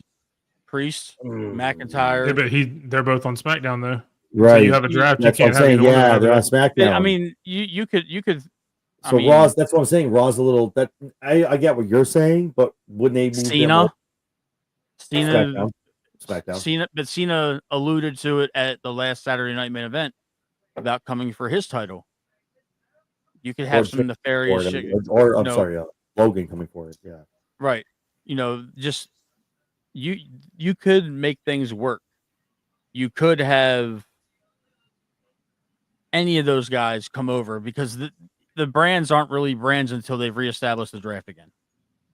There's been so much crossover the last couple months. Yeah. You can muddy it again. I would take a Finn feud, one of the names you mentioned a little earlier. Yes, he's on Raw. And 2, I think Finn could carry Jay to a really good match and have really good promos. Match. Yes. So I would take that. Maybe you have that feud until around SummerSlam time, and then maybe that's where you do it. Gable. So yeah, I would take that. But they're not going to put Gable in that spot, unfortunately. I'm saying he can carry a match too. Yeah, no, I don't disagree with you, but unfortunately, just where they are on the card, they're just not going to do that. Finn is really your only legitimate person that you have that you could put in that spot. Another name is Cross. I was going to say, if we're talking about this, Michael from Kicking Out 2 just had a great name, Karen Cross. Well, you put who I want to see be King Cross in another couple weeks. Kaiser, dude. That's Ludwig has been vanished, and this boy can go. Like, he got out of the shadow of Gunther, like, had a great thing, and then he gets mentioned by Charlotte Flair, and bye-bye. Like, what the hell happened to Ludwig Kaiser? Jesus. No idea. So the problem with Cross is we think he's in that position, but they haven't put him in that position. Him going for a world title right now would seem very out of place to the general audience. Rusev has Sheamus. They just started that feud. So that's going to go probably till SummerSlam. Kaiser has been nowhere to be found. Chad So you Gable. can't put him immediately there. Chad Gable's been around American Made. Who? So there's that. I mean, it's just, I mean, they haven't positioned anyone else in that spot to help him out. You're right. And that's on them. That part's on them. It's totally on them because most of your main event guys are over on SmackDown, which is they're heavy over there right now because for what I don't know, because Raw seems to be struggling right now compared USA to loves SmackDown. it. That's why they kept 3 hours. USA's like, Fair to yeah, say. keep it over here. baby. USA's getting Cena, Cody, Drew, Mhm. Priest. They're living They're the life over there. They love it. The Street Profits. They're getting Jade. They're getting all that over there. And Roman's on. Oh wait, isn't Roman Technically, on Raw? Roman's on SmackDown. Nope, Roman's still a SmackDown guy. Roman's still technically a SmackDown talent. That's right. Oh, you're right. My bad. Let me. So Can I just Roman? let me God. throw in one thing before we move on though. With Go Roman, ahead. I don't even want him to cash in on Jay personally. And they said, I like Jay. He ain't cashing it out, John, man. No, but the reason why I would tell you this is if you want the power, you want to take the guy who's arguably the GOAT of WWE. He has the power, which is why he has the better title right now. Thanks, Lydia. I mean, if you want to, Alpha. I would prefer him to methodically wait till that night of Cena's last night and let Cena win and Rollins come take the title from him, which in that essence gives him the power because you're taking it from Cena. The Jay story is, it just, to me, I just don't see it. It seems forced. He doesn't have the power. He has the secondary title. Cena has the power and the primary title. So for you wanting the power and to go for a secondary champion, just doesn't seem like what I would want to do. Why would you go for number 2 when you could go for number 1? You think he wants the next Jey Uso, or you think he wants Cena's Cena's spot? I would just, if I was booking, I would want to be the man. You got to beat the man, right? Jey Uso is not the man. John Cena's the man. So that's just kind of the road. Technically, Ric Flair's a 21-time champion. If you we're haven't not. Look, just because he won the Walmart World Championship. Hey, come on now. Come on now. No. Come on now. Of course, the way WWE is going, we may have a Walmart champion here pretty soon. The McDonald's championship is coming out. My thing is, man, like Seth Rollins, I'm glad. Listen, I'm here for it. I love it. But listen, all you guys are watching this right now that are on, stop doing the heist of the century. Listen, that was a one and done. It was done once. No one saw it coming. Made it a triple threat. Beat 2 of the biggest boys in WWE. Don't make it that Seth is gonna have a heist. Seth is gonna have a cash in. He's not gonna have a heist, guys. Calm down. That's not what we're doing here, but it's gonna be interesting what happens, man. How would you feel about him just calling out Cena for his last match? Yes, do it, Boston. Then cash the 14th. It's gonna be Mike. Shut up. You and me are gonna be there. Like, stop it. Gonna be in the arena, bro. Like WWE Fireball Galaxy Championship. Please we're no. Can we talk about before we get? I don't want to get on sidetracks if we're talking about it. I know we're going a little long, but I don't give a shit. Whatever. It's our show. We do what we want. Can we talk about how it's the ad to that? Where does it stop, guys? The briefcase has Cash App on it. The ladders have Fireball.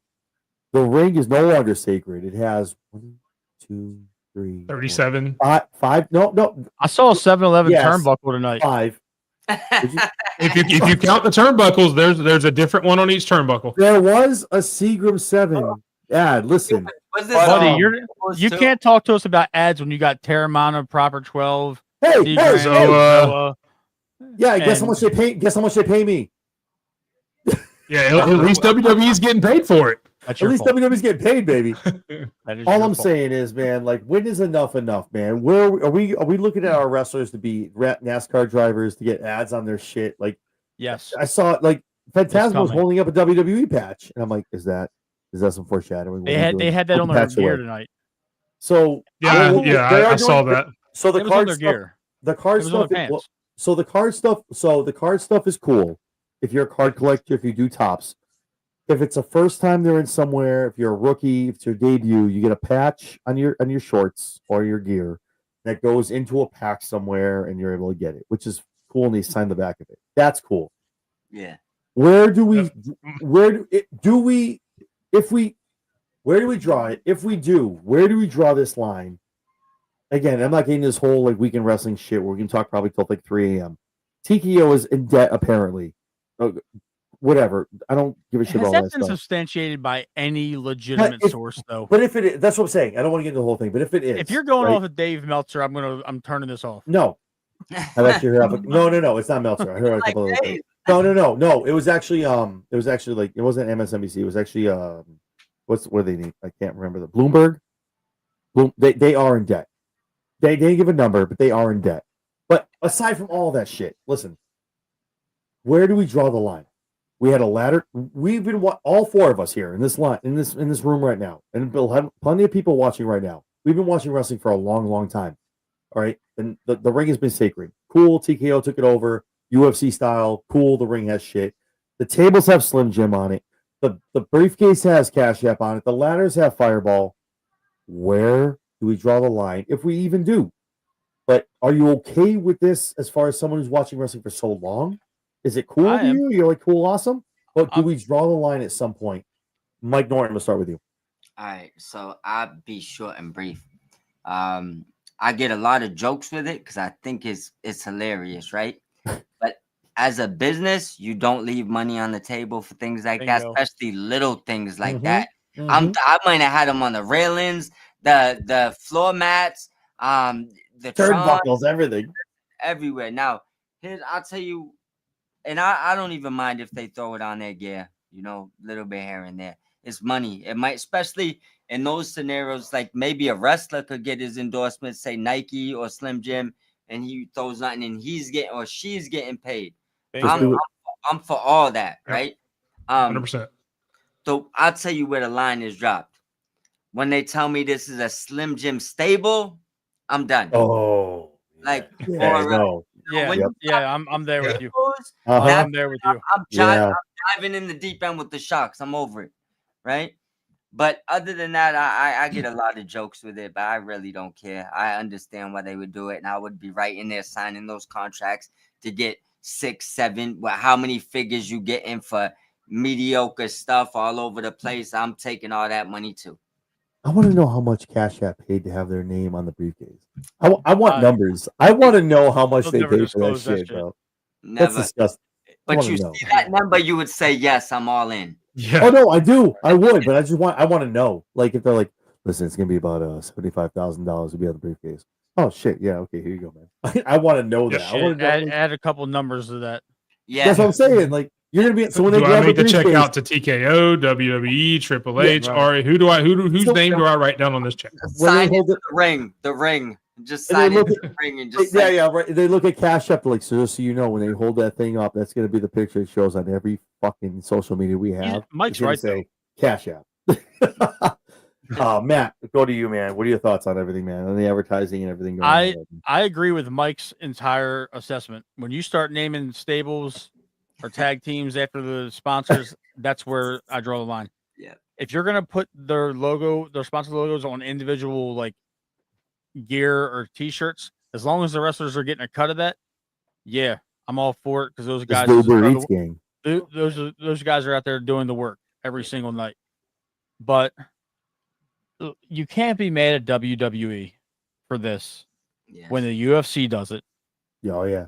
The NFL sells 30-second spots during the Super Bowl for $3 to $4 million a piece. Disgusting.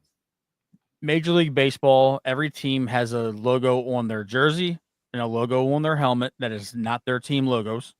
Mm-hmm. And in the NBA Finals, everything is advertised and everything is squared away with sponsors and all that. You can't get mad at them for they're late to the game. The court is covered in the NBA Finals. They're late to the game. They're late to the advertisement game because Vince said the mat was sacred, but that's 20 by 20 square feet that you have advertising. Money. That's money. It doesn't. Yep. I don't care who advertises for them. Whoever's going to pay that money out, because at the end of the day, it's a business, and that doesn't affect me watching the show. I don't care if I'm watching Stephanie Vaquer walk backstage with the Wingstop logo. I like Wingstop, so I'm cool with that. Yeah, Like, man. oh, cool. Them truthfully, other than Cheeks just- and tenders. I'm in there. Like that's you know what I'm saying. Like, I think hey, you guys sell thighs. I'm here for it. That's saucy, Yeah, man. That's saucy. Oh, hey, man. This segment's brought to you by I'm YouTube. in there. You got my. Sir, You excuse had me. my curiosity. Now you have my attention. You know, it's. I don't care about it. Everybody wants to make a big deal about, oh, they're Yeah. selling out. Let me tell you something. If you're the TKO board and Cash App gives you $2 million to advertise the Money in the Bank briefcase, and you just want their logo that's going to be on TV every week, Do it. okay, Do that's it. fine. Fucking do it. 90% of people that have a digital bank account use Cash App in some form or fashion, or have it at some point in their life. So it's not like it's Use an unknown The entity. only people that are pissed off is Venmo. They're like, oh shit, damn, why didn't we think of Right, that? so- God damn it. So I'm cool with it, man. But if the War Raiders App. are renamed the Slim Jim Raiders, I'm out. Yeah, I'm out. No, I'm out. yeah, that's where I draw the line. So I'll play devil's advocate for a second. And I agree with you to a point. But both of you just said if the wrestlers are getting paid, I'm okay with the wrestlers having stuff on. If the faction's getting paid, why is it not okay for the faction to have the sponsor? God, because it's weird, man. Don't I get it. I'm not disagreeing with you. Crew, like I'm not disagreeing. Brennan, But I'm it's just not- DoorDash saying- crew. Get out of here, bro. Come on. I don't want to see the Wingstop Trio as a name on a wrestling. Yeah, act, you know what I'm saying? Like, weird. Okay, man. so if you're Yeah, naming come on. the Yeah. faction, that I get that. But That's if what I they're mean. going to be like the Judgment I'm Day cool. sponsored by Morgan and Morgan Law, that they I'm could cool do that. with that. I'm Okay. cool with that. If you Okay, got a Morgan I'm and just Morgan logo center shoulder on the back of the shirt or on the chest plate, I'm Yeah. cool with that. It's like Right. NFL shit. I don't want to Exactly. see a wing. They I don't can- want to see a Wingstop Trio and then they refer to Raquel and Liv as ranch and blue cheese. Like we're not doing Yo, that. shut up. no, Stop. then we're in agreement 100%. I'm with you on that. One thing I don't even mind if they go in the during promo mode, they drop a Morgan, Morgan and Morgan promo. Don't care, right? What I'm saying is, if they pull up in the Wingstop truck, jump out in Wingstop uniforms, Yo, and stop it. they Mike, stop. listen, you just stop it. You know what I'm saying? Unless it's Dominic Mysterio, because then it fits because he's a chicken Yes, tender slug Dom anyway. fits. It fits with all Dom. right, That's what. all right. Dom You got me there. Dom could make millions, bro. Like Dom just You needs could- to you pick the could- right place. If the Wingstop crew is Dom, Otis, and like Bronson Reed, I'm okay with that Bronson. because it just fits. I agree with Mike. Almost With Michael. looks like he can eat a lot of Wingstop now. You They're might wanna different go back. factions. What are you doing? You can't cross. But I'm saying if the you line. made one You and can't that's your put Wingstop Continental faction, with then International. there you go. can't do- Yeah, there you go. We've already got one sponsorship. Piper now will wear Olive Garden uniforms every Friday night. That's Oh, insane. my Olive Garden shit. That was from last night. Stop it. All the Because he's right. never ending breadsticks, and salad, and soup. Let's go. Jesus. And you and I talked about it on the shakedown last night. We're going to get an Olive Garden match where you put somebody's hand in the cheese grater and make them say stop when you to do Say that. when. Say And they're when. getting hit with stale breadsticks. So I mean, This is And such a wild Bill show. Breadsticks on a Can you ladder please match. say when? it's been fun. Say when. This has been a good show. I'm glad I Just I'm put glad the I grater. Just surpassed put the grater sleeping. down right there. for Just put the this. grater on the table. We'll figure it out. Just put the grater down. Oh, okay. Thank you so much. Oh man. Oh my god. But I will say that to say this, where I would draw the line in Triple H and WWE if you're watching. Oh, If I you hope- need God, I hope so. A backstage reporter or something, because my fat ass didn't get in a ring, that will come in. You see this is good ad space right here. I will tattoo a sponsor on my head and come in and be a backstage reporter. I can talk a lot, as you guys see on the show. I can come in and do commentary. Anything you want me to do. I mean, This Okay, space yeah, is you're for talking sale. That's not. Just wear a bow tie with the logo, man. You're cool. You can That's take it. it off. But if it's going to get me more money, I'll go to tattoo round. If it's going to get me that much more money, Do it, baby. I'll Just double down. We Rent, can rent be it part out, of baby. the Wingstop group. I'll be the Wingstop driver. So I'll drive There you them go. to the stadium. My man. look, I'm a big boy too. I would fit in the This is Wingstop weird. faction as their manager. John, All this I is getting need, real weird. all I need is a lifetime supply of lemon pepper. That's all. That's all. Lemon pepper wings. Lifetime Oh, supply. really? This is Good. getting real weird. Driving it in there. Me and Matt are like, bro, this is getting off This the is rails, this man. I getting don't know what's real going on. Let's on to the next match. This is what we do at ChairShot Sports, baby. Listen. Jesse's probably sick of our shit and she's not even here.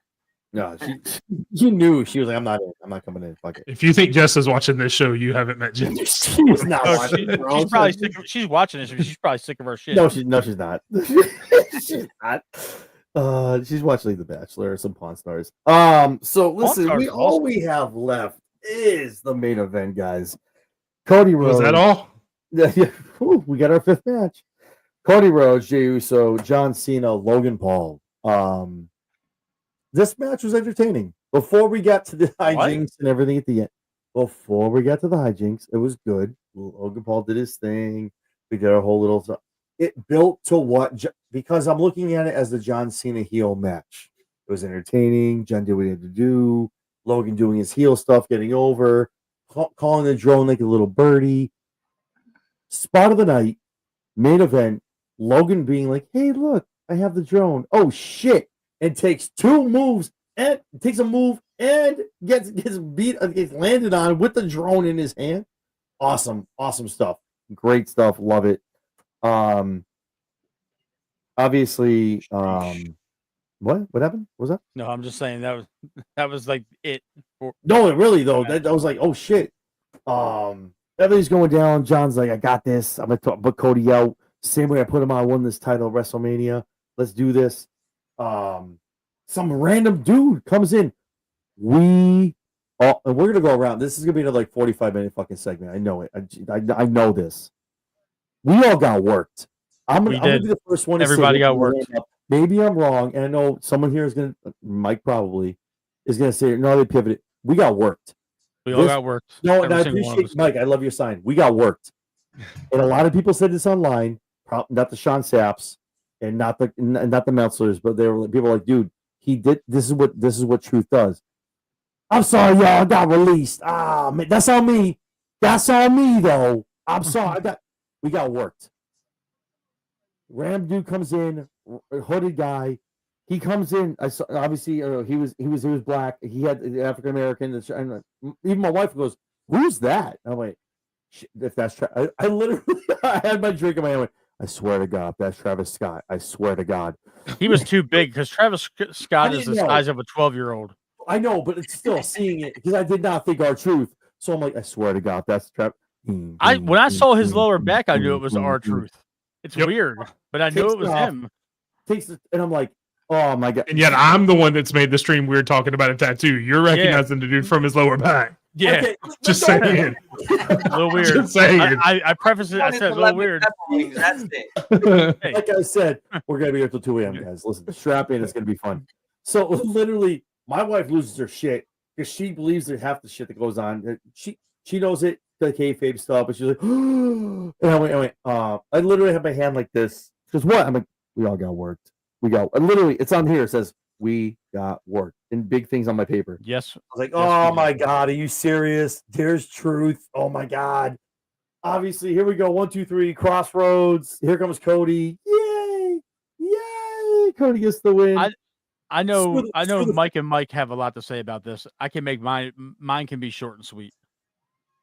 So I wasn't even done yet. Damn, I'm man. sorry. Go ahead. I'm so sorry. No, You were glitching a little bit on my. As a facilitator, I don't have much to say. Trust me. I leave it to you guys. You're fine. I'm sorry. You were glitching a tiny bit. No, I didn't mean to interrupt you, but Beyonce had the best album of the year. listen, Kanye. Fuck, man. Shit. No, but seriously, I just I like it. I like it. Like I truly hope, my heart of hearts, as a wrestling fan, I hope it wasn't a pivot. And they were like, "Fuck, Paul." Someone made a phone call. Ron, you need to come back. We're sorry. We fucked up. Here's your contract. Sorry, we screwed up. Come back on Saturday. Sorry, we're sorry. They want you. I'm hoping this is a work. So no one even thought this was going to happen in the main event. Ron Killings. R-Truth comes out, affects the whole main event, takes it to John Cena, and everyone's like, so I'm hoping we all got work. That's my hope. Maybe they pivoted. We don't know. Maybe they'll admit it in 6 months when they do a review of Money in the Bank. I don't know. But at the end of the day, I'm happy with the ending. I like it. I think SmackDown is going to be amazing on Friday night. A definite reason to tune in. Going into Night of Champions, SummerSlam. Maybe we get our Truth and John Cena again night 2. We'll see what happens. But I hope it rains. God damn, Matt. Damn, bro. Jesus, man. Wow. I just wanted to. Damn, man. I hope the Orioles don't ever make the playoffs. Look, next year. I have They're not threatened to going come to. up there. Jesus Christ. I threatened I hope last the week Orioles that if certain things happened, I was going to come up there and kick you in the nuts.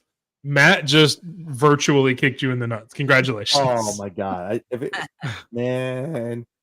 All It right, already man. I see out you, here bro. I early, see you, man. bro. I see you. It sucks your Ravens can't win a fucking playoff game, huh? So yeah, moving on Get from there, that, though. Awesome 49ers games. fans. Yeah, at least we went to the Super Bowl.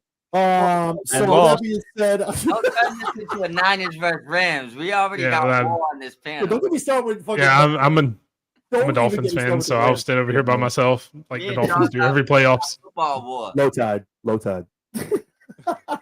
Yeah, I love you guys. we can I win love you. championships over here. I love you, Matt.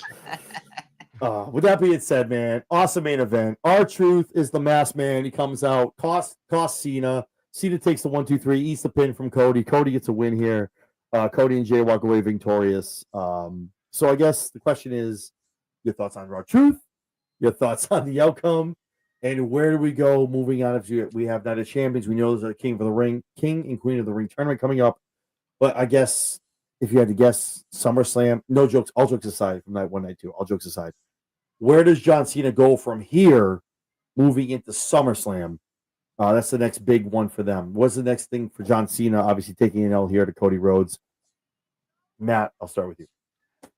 You got to get them away from each other, please. They don't have good chemistry. Maybe I'm watching through a different. Yeah. Okay. Cena and Rhodes just don't mix well. Their WrestleMania match was very clunky, and the follow-up has been just. Wait, Cody and Cena or Truth and Cena? No, Cody and Cena. That's what. Okay. I thought it was Truth. I'm sorry. No, not Truth. I'm not talking about Truth yet. Okay. Cody and Cena. Okay. Cody and Cena, they need to revisit this later and kind of get somebody else in there.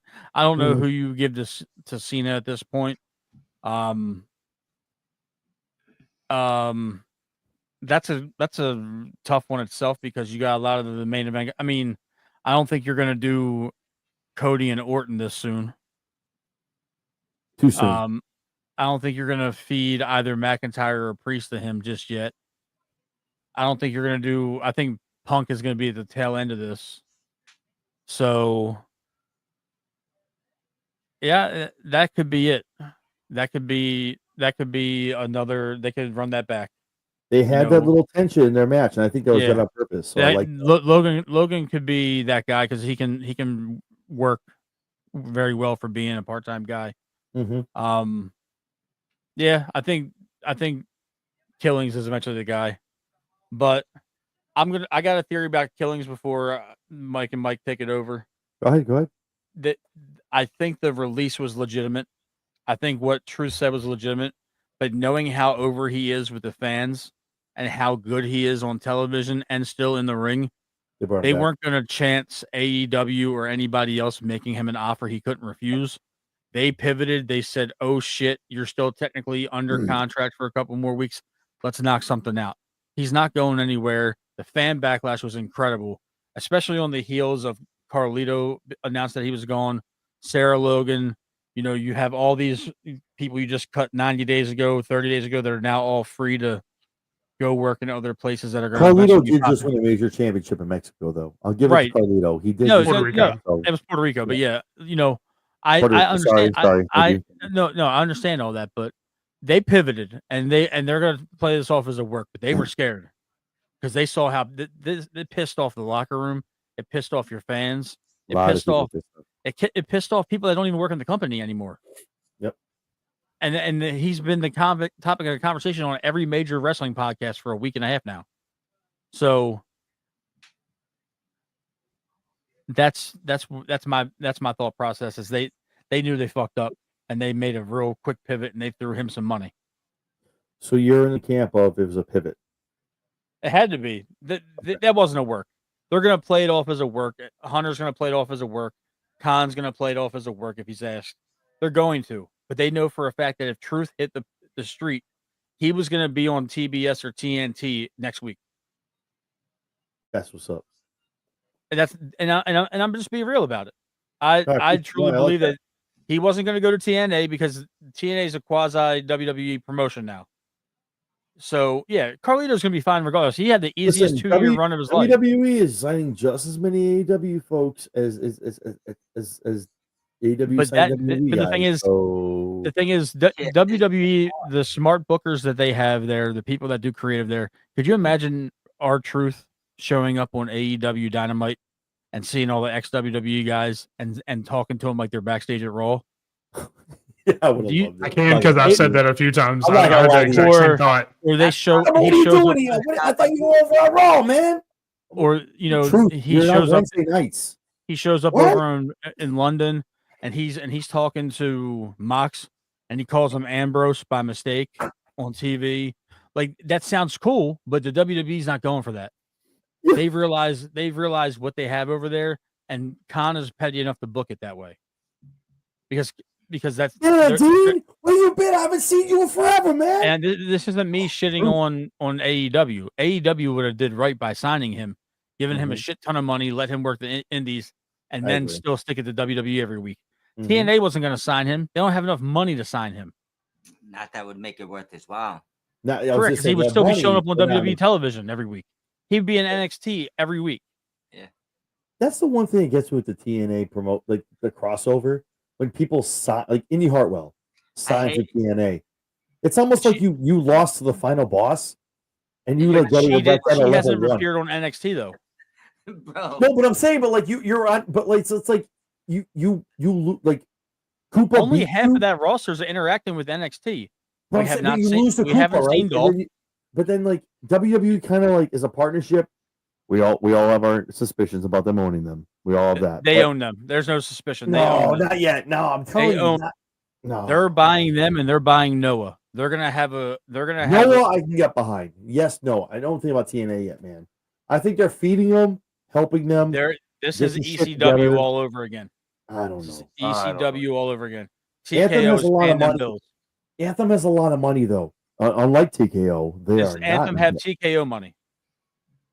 No, but Anthem they're not in debt. They're not in debt though. That's the problem. Anthem has money. That's why they cut. That's why they cut the more. They cut the contracts. They have money. They do. That's why they were ahead of what TKO is doing now. That's why everyone left. Alexander left. All these. I feel like when I watch TNA, I'm watching two separate shows because half the roster stays away from WWE. They don't interact with them. I haven't seen Ali or Ziggler interact with any of that NXT talent yet. So, but that's what I mean, though. If it was a WWE thing, you don't think Ziggler would be, or Nemeth? You don't think Nemeth would be right? One of the first that you're seeing. Oh my God, Elijah. You're seeing Elijah. You're seeing that. It's starting now. Elijah's like, oh, I'd love a reunion with all these my brothers. Get that belt off a Trick and put it on somebody that's in that company. Because I push back, man. I love you, but no. One-sided. Trick needs this to be relevant until he's ready to go up to Raw or SmackDown because that is so convoluted. But show me an NXT title on a TNA talent, please. But that's next. That's what's I'm not. How many times have you only done how we've done shows? And I've been sitting here like, there needs to be a person, there needs to be a time when they do one or the other. TNA drops it to NXT or vice versa. And I told Mike, I think it was on the show when I talked about it. Trick is the guy, because he's in a no man's land. He's ready to go, but they're so convoluted on Mondays and Fridays. There isn't an NXT. There isn't a TNA talent that is going to beat Obafemi. That's fair. That's fair. Obafemi's being built into a monster. It's just because, but there is a TNA talent that could beat JC Jane. Correct. That I hear you with that. I'm talking. But also Trick. But that's the thing. I said this, and this is what I said in my short before it happened. Didn't he? Trick won this in spite of Oba. That's why it made sense. Because Trick was like, y'all don't believe in me. I didn't need this because he heel mode. He couldn't beat Oba. So he went to TNA, put himself in there, and he gets what he's like, y'all didn't believe in me. Oba has under AJ 100 Francis. career He's matches. got KC. He's got first class tricking, And- right? AJ Francis, it's almost pulling his ass back over to WWE. To me, He'll be back. that's where when we put in this, they bought them. They're all going to be getting- back because they're going to be a WWE entity but they're before not. long. This is the way a partnership works, but it's not. And I'm sorry, man. Anyone's watching this, it's not a shade. It's not a shot. I'm not shitting anybody. This isn't a AEW New Japan partnership where WWE shits on everybody every single time.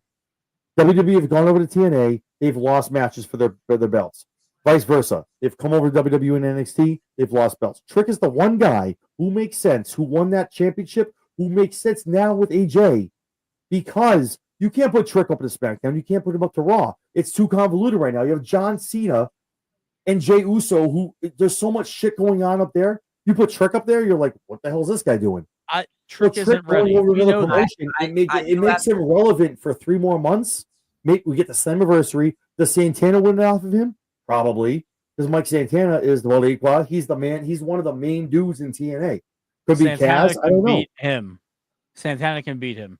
That's what I'm saying, though. You need to, and that's why. That's why you had the interference at Against All Odds, and AJ Francis needs to get himself intervened. Maybe what I'm trying to say is that there's not a male title on the NXT roster that's going to be dropped to a male talent on TNA, because for the most part, a lot of the male talents on TNA are WWE retreads. Unless you're Moose. Moose is counterfeit as an X Division champion.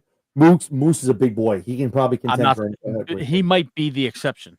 He is the exception. No, Look, but he's Joe Hendry is going to be in the WWE before we know it. Moose lost to Oba already. I'm not a fan of that. I'll be the first one, and I'll put my hand up. I love Joe Hendry. I love the gimmick. I don't want him in WWE because it doesn't make sense to me. They put him in Mania against Randy Orton. No, I get that. But I'm saying as a talent they're going to sign, and we know he's coming over. Everyone's put it with Jordan Grace. Jordan Grace is an enigma. That woman is, wow, like levels above.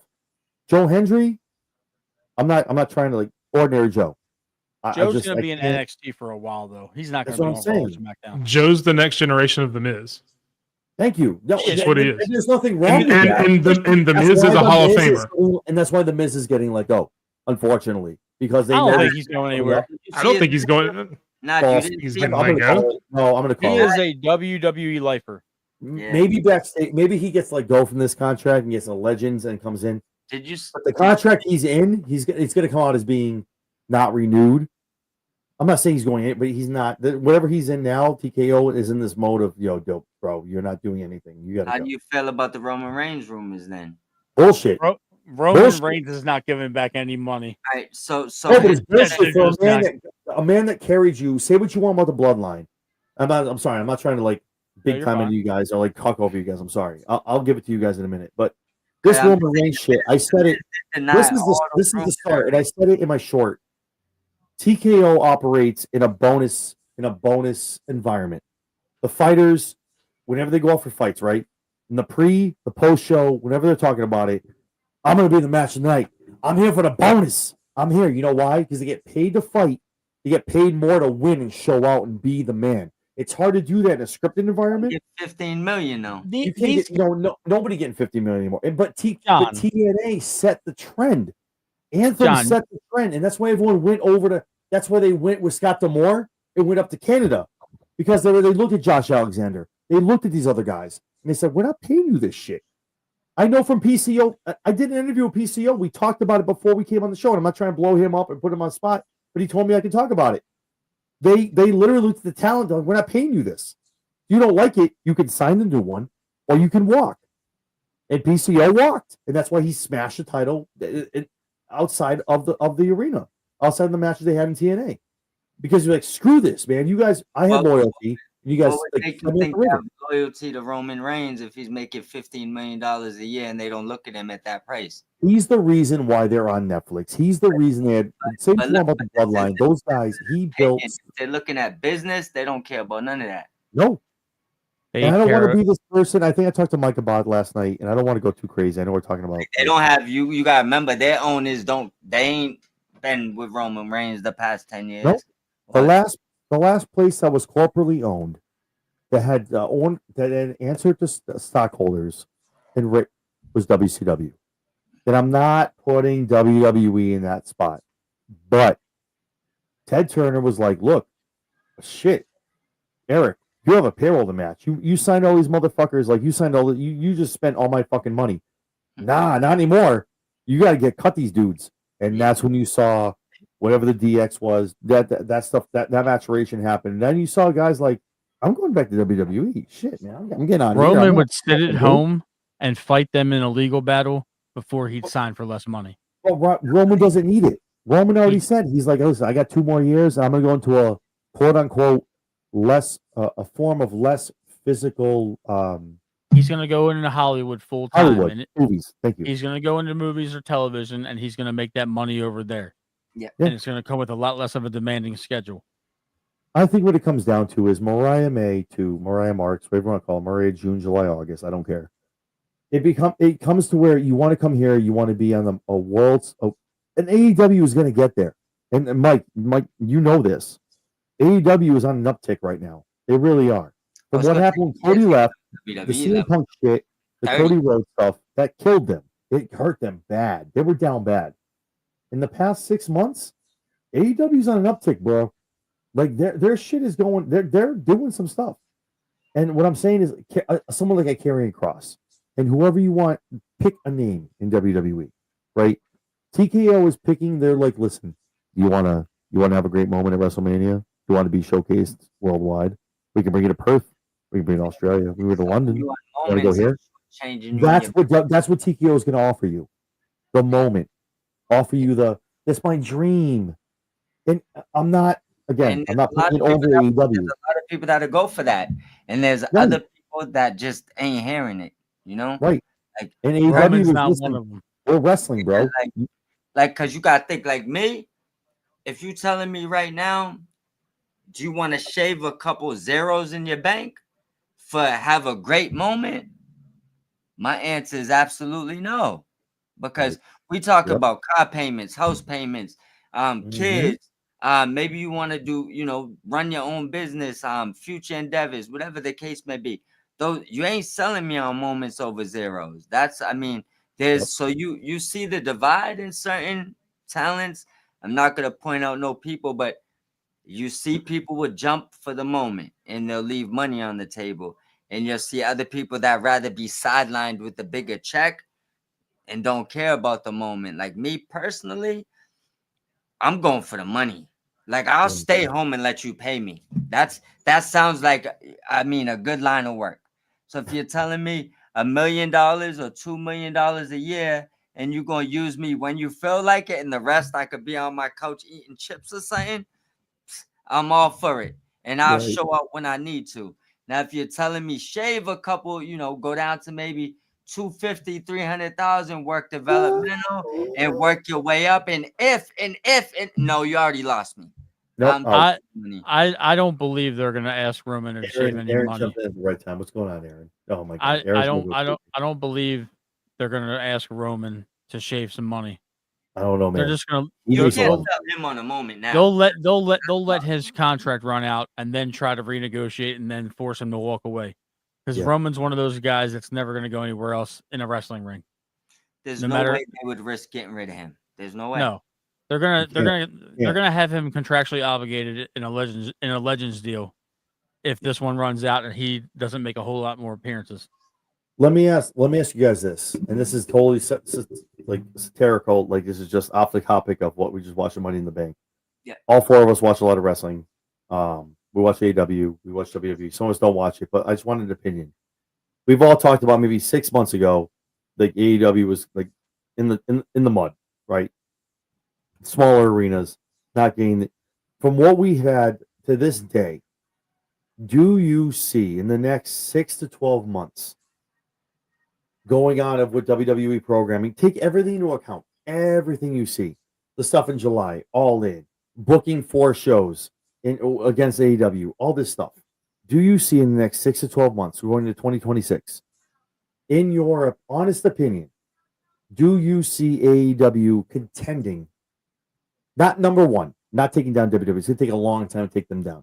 Do you see AEW being a legit contender to taking ratings and money in arenas away from WWE?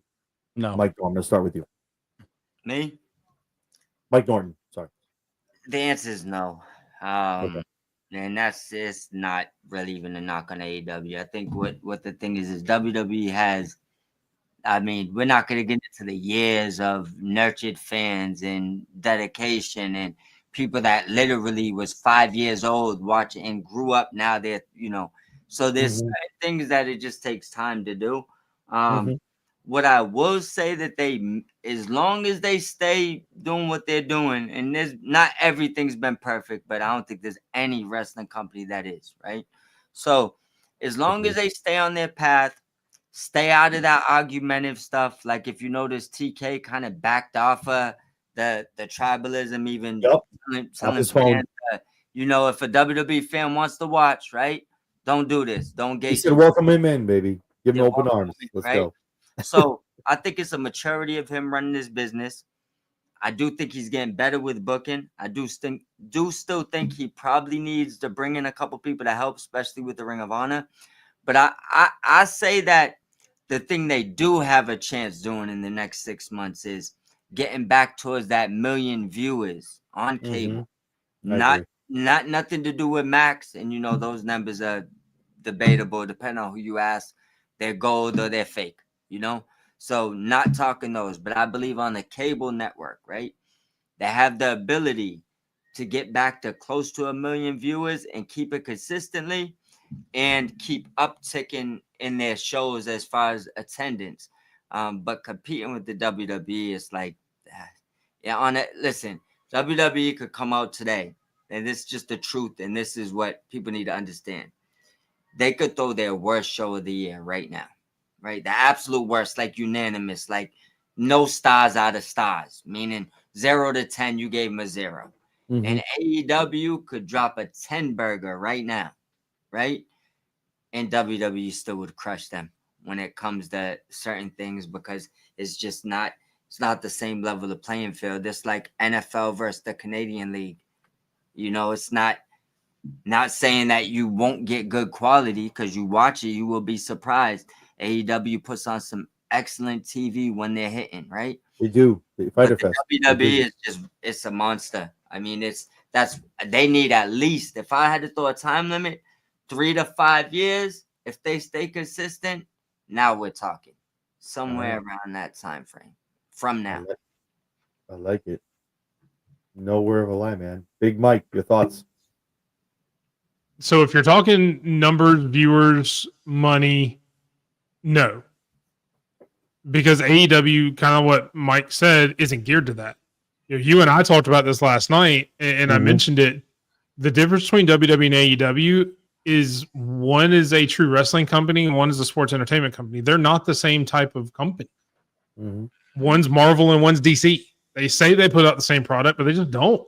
Yeah. One's geared more towards a certain fan. The other's geared towards the masses. Everyone loves Marvel. Everybody loves Marvel. And that's the difference. So if you're talking about revenue, ratings, gates, any statistical number, no.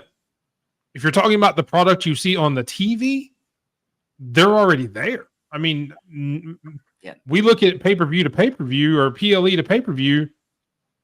AEW almost blows everyone out of the water. Yep. You've got maybe 2 or 3 of the year that may be on par, like a WrestleMania or something like that. But you look at AEW's worst pay-per-view and WWE's best, and they're a lot closer than WWE's best and AEW's worst. Yeah. I think I said that right. Yeah, you know what I mean? Yeah, you got it. No, so it all depends on what metric you want to go to. But the point is, and Stampede kind of alludes to it, if you're not looking for the other metric, you're not going to focus on it. So of course you're going to get beat at that metric. I'm sure if WWE wanted to put out that style of product, they could, because they've done it for years. They have the people there that have done it.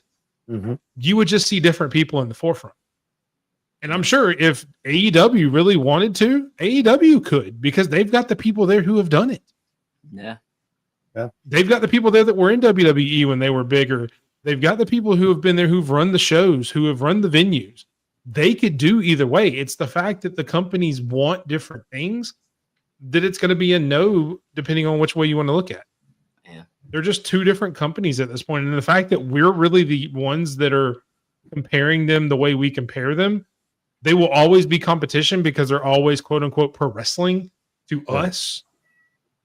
It's just, it really is just apples and oranges at this point. Yeah. Agreed. Matt, I'll go to you, man. What are your thoughts? I'm actually kind of glad this topic came up. I know we veered off, and I'm cool with this. One thing that sticks out to me today is Worlds Collide did almost 800K at 3:00 in the afternoon. It did 1 million actually. Yeah, well, I'm saying last I saw. At 3 o'clock. I'm sorry. Okay. At 3:00 they were at 800K. Yeah. 3:30 they were at 800K. Nothing over there has touched 800K on a consistent basis, let alone once, Mm-hmm. according to what the numbers have been put out with the Nielsen ratings and all that. You guys are right in the sense that they put on a different brand of wrestling. There's no rhyme or reason to it to a person that wants to be entertained in a storyline, for the most part. And I've said that multiple times on different shows on this network. Mm-hmm. WWE could kick out what AEW does in the ring quicker than AEW could put on a show the way WWE does.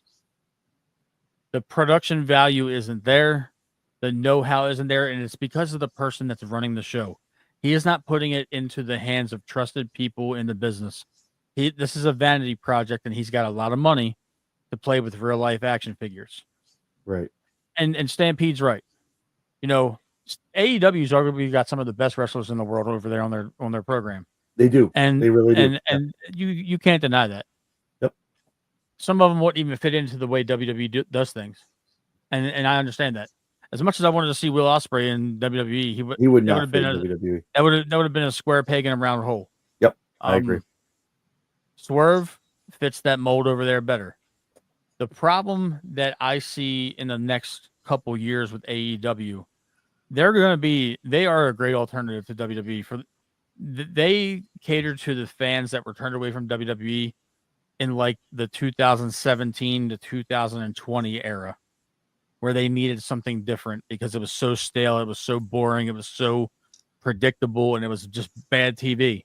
Such a bad time. Yep. So AEW capitalized on that time period.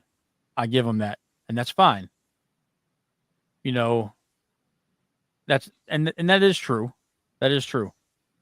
But I have a strong suspicion that when it comes to the companies signing talent away from each other, all of Triple H's guys that are over there that have been able to leave have left, and they've come back. That is true. So now you're looking at the next wave. Are you going to see Moxley show back up eventually? Are you going to see Adam? That might be a no. Mox is probably the one hard no I would give you. Is Mox Adam Cole? Is Adam Cole going to be back over there eventually to rebuild his image? I think he's with all his best friends, and it looks like if one goes, they're all going to go. Cope and Mox are the two I could probably tell you. Like again, not just you, but saying this, but in general, right? Cope and Mox burnt that bridge so bad. They're not. I think to a degree. I'm not trying to say that I'm a mind reader or anything. But I think that for a while it was blatantly obvious on MJF's face that he made the wrong decision when he signed this contract he's currently on, because he was in purgatory for a long time, and he was at his hottest when he was a pending free agent, and now he's in the Hurt Syndicate, and he's building it back up. He's on TV every week, and that's cool. I'm happy for the guy, but I just think that a lot of guys are going to see the money. They're going to see the reduced work rate at WWE than what they used to have, and some guys are just going to want to go back because of Hunter, and that's something that you got to factor into the next couple of years. I think that they put on great events. I'm just not. There was just too much negative that I saw in AEW to ever really truly give it a chance. Yeah, AEW pay-per-views. One thing I can tell you is I'm out here. I spend the money. I watch it, and they don't miss. They really don't, man. Like whatever they lack on television, and I think Mike Norton can attest to this. Like TV might be, the go home show sucked. Oh, the pay-per-views, it's worth the money. And I'm not talking like the 6-hour ones for like your dynasties and stuff. It doesn't matter whatever you're watching. Like they slap. And like I didn't watch Fighter Fest. I was working and just didn't have time for it like this week. But from what I heard, the match just but it was like, good. I don't know who had time for that. For God bless you if you watched that for 4 hours. Jesus Christ. And another part to it though, guys, and maybe this is just me looking through the eyes of wrestling fan myself. Mm-hmm. We know it's predetermined. Obviously, we all know yeah. that. So when AEW says that this is where real pro wrestling is, or New Japan, that's all well and good.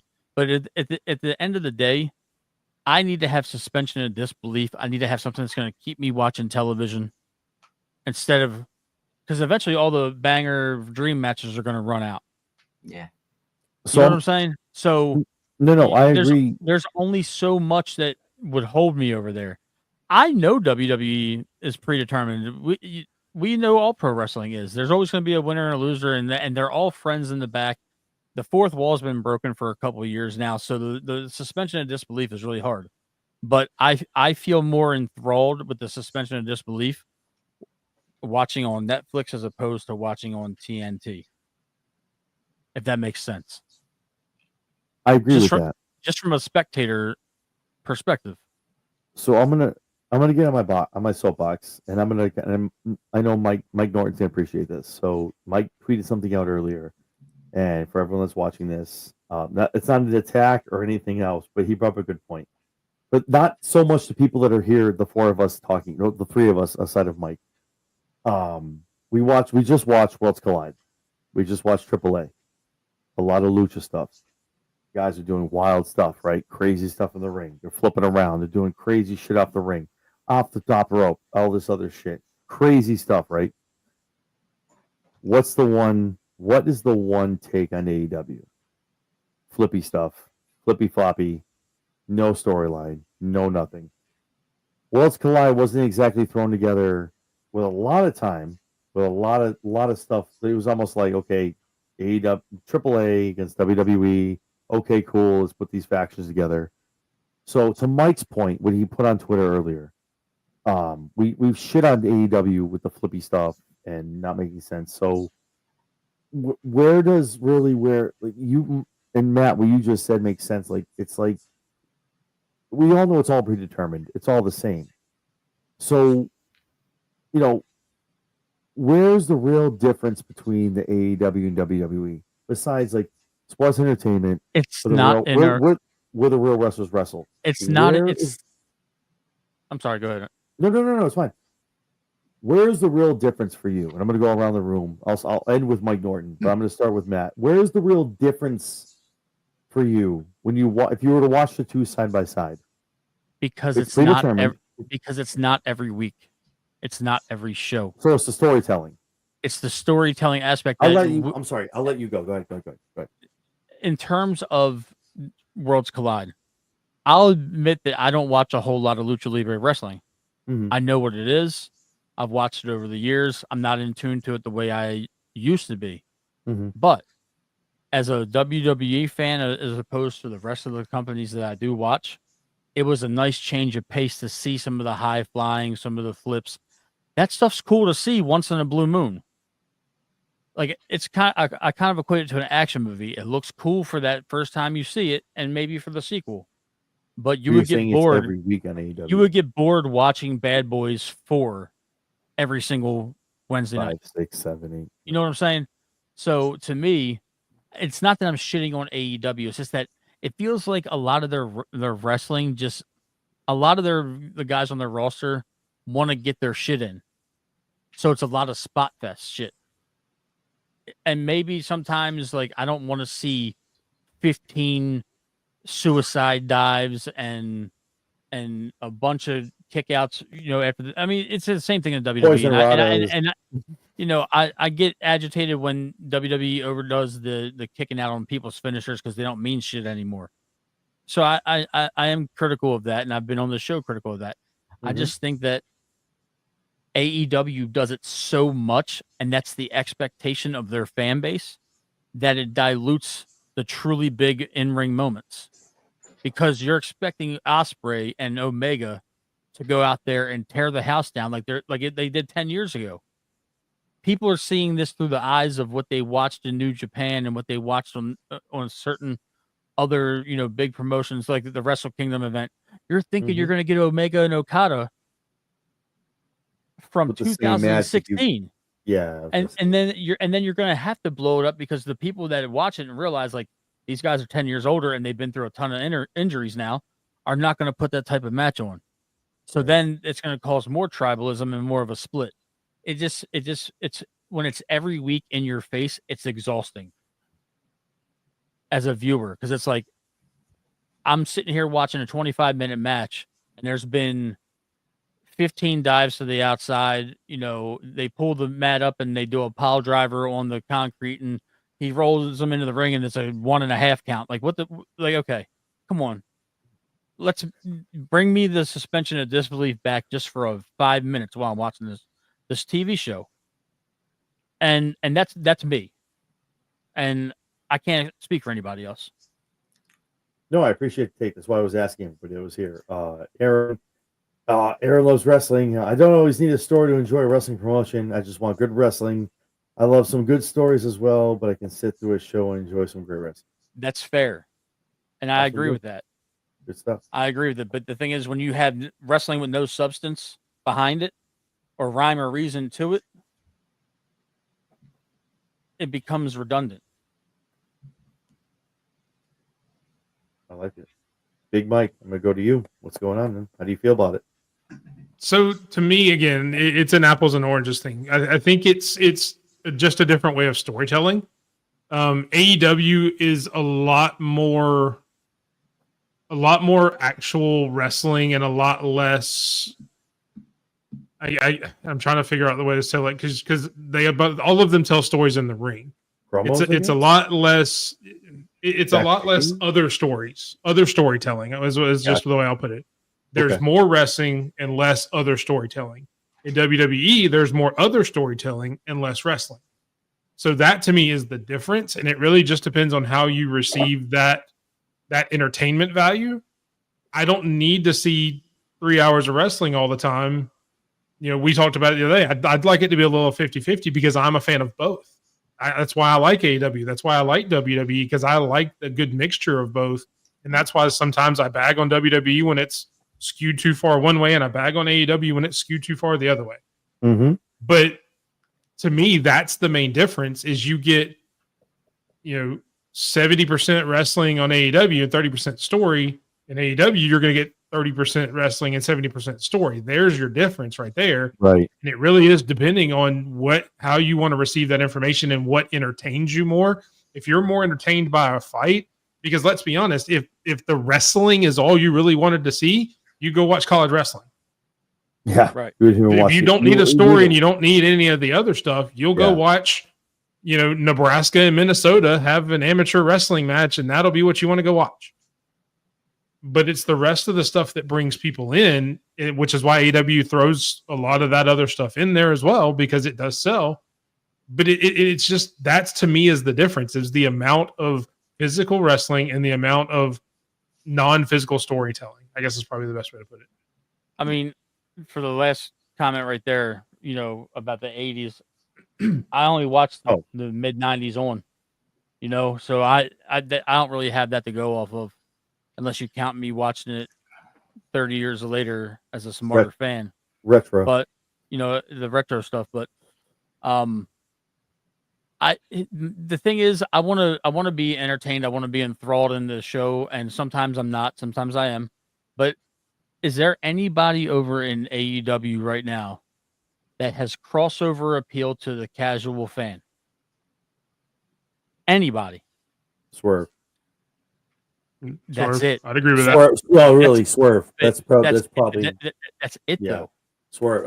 How many? He's the one. If you put Swerve and you put McIntyre, Cena, Rhodes, and Reigns on a morning talk show, Mike, if you that's put them tough. all on a morning talk show, if you ask 10 random strangers who they were, But you wouldn't put them people. You would have Mercedes up there. They Right, know no, but what I'm I saying saw is, someone compare Ariana Grace to Tony Storm, and she was doing No. it again before Tony. I was like, "What are we doing? Stop it!" no, Like, yeah, that's but I'm saying It's a complete- if you took Yeah. okay, if you took two of them, if you took Cody Rhodes and Swerve Strickland and you put them on the news, sitting them on the couch next to each other, and you ask 10 random people on the street to look at the studio and say, who are these people? How many are going to say they know Swerve Strickland? I play the devil's advocate and go back 5 years or 6 years ago and say the same thing when Cody was in AEW. You could put him against the whole roster. He was I agree get with it. that. I agree with that. I agree with that. But the thing is, it's not about them. It's about the machine. it is about the machine. But that's what I'm saying. I want to bring this AEW up. should be making stars and household names. AEW caters to a niche market. They cater to hardcore wrestling fans. Most WWE fans, I want to bring the ones- this point up. they are more casual than anything else because a lot of WWE fans don't watch other wrestling. But you got to remember, you're right. Aaron has a great point though. I want to just talk. If you go back and watch the territory days of wrestling, NWA, AWA, Mid South Wrestling, and others, it was more folk. We can't do that. And Aaron, Nope. I'm just using your comment. We are so much in a vacuum now of social media, and that's why it's almost not to get on this whole like you can't. If people wanted stories in the 80s, they watched like Days of Our Lives and shit. Well, But this is so what I'm saying. here's my You can't- point. You can't pick and choose, Mike. Not to cut you off. I'm sorry, Mike. I'm sorry. You're good. You're good. You're good. Not to cut anyone, but not to like. You can't pick and choose your shit. You can't do that. AEW does it. WWE fans do it. Both fans do it. Like you talk about WWE. The first, what's the classic? What's the AEW fan hit you with? Vince is a pedophile, right? If you're an AEW fan, what's the first thing AEW fan? Oh, Tony gets his money from his dad. You guys can't just make these facts up and use them to your advantage and not look at the wrestlers, look at the ratings, and look at everything in general. Everybody picks and chooses, and everybody here, Matt, Mike, both Mikes, it's the tribalism, and that's what people like. All you pick and choose when you've lost, you don't have anything else to say. What do you know? Vince was a sex trafficker. That's all we're talking about here. It's Vince is an asshole. We get that. It's idiocy. You No, know, and that's the what thing I'm is, saying, I but don't resort to that. Like But that's what I'm saying. But that's what people do. Is what I'm saying is like you got to look at the wrestling, the product, and I know that me and Norton have had a lot of conversations as far as like AWWE stuff. Like, it's just like you need to have an honest conversation, just looking at the wrestlers, the wrestling, the product you see on a weekly basis on Wednesdays, Monday, and Fridays. Look at that. Don't go look at anything. Doesn't matter where Tony gets his money. Doesn't matter where Vince isn't even a fucking owner of the company anymore. TK owns it. Stupid. It's just like, yeah, that's what I'm saying, dude. Like, it's just like, you can't go back to the old days because it's not anymore. Everything is so polarized. TKO apparently is $3 million in debt.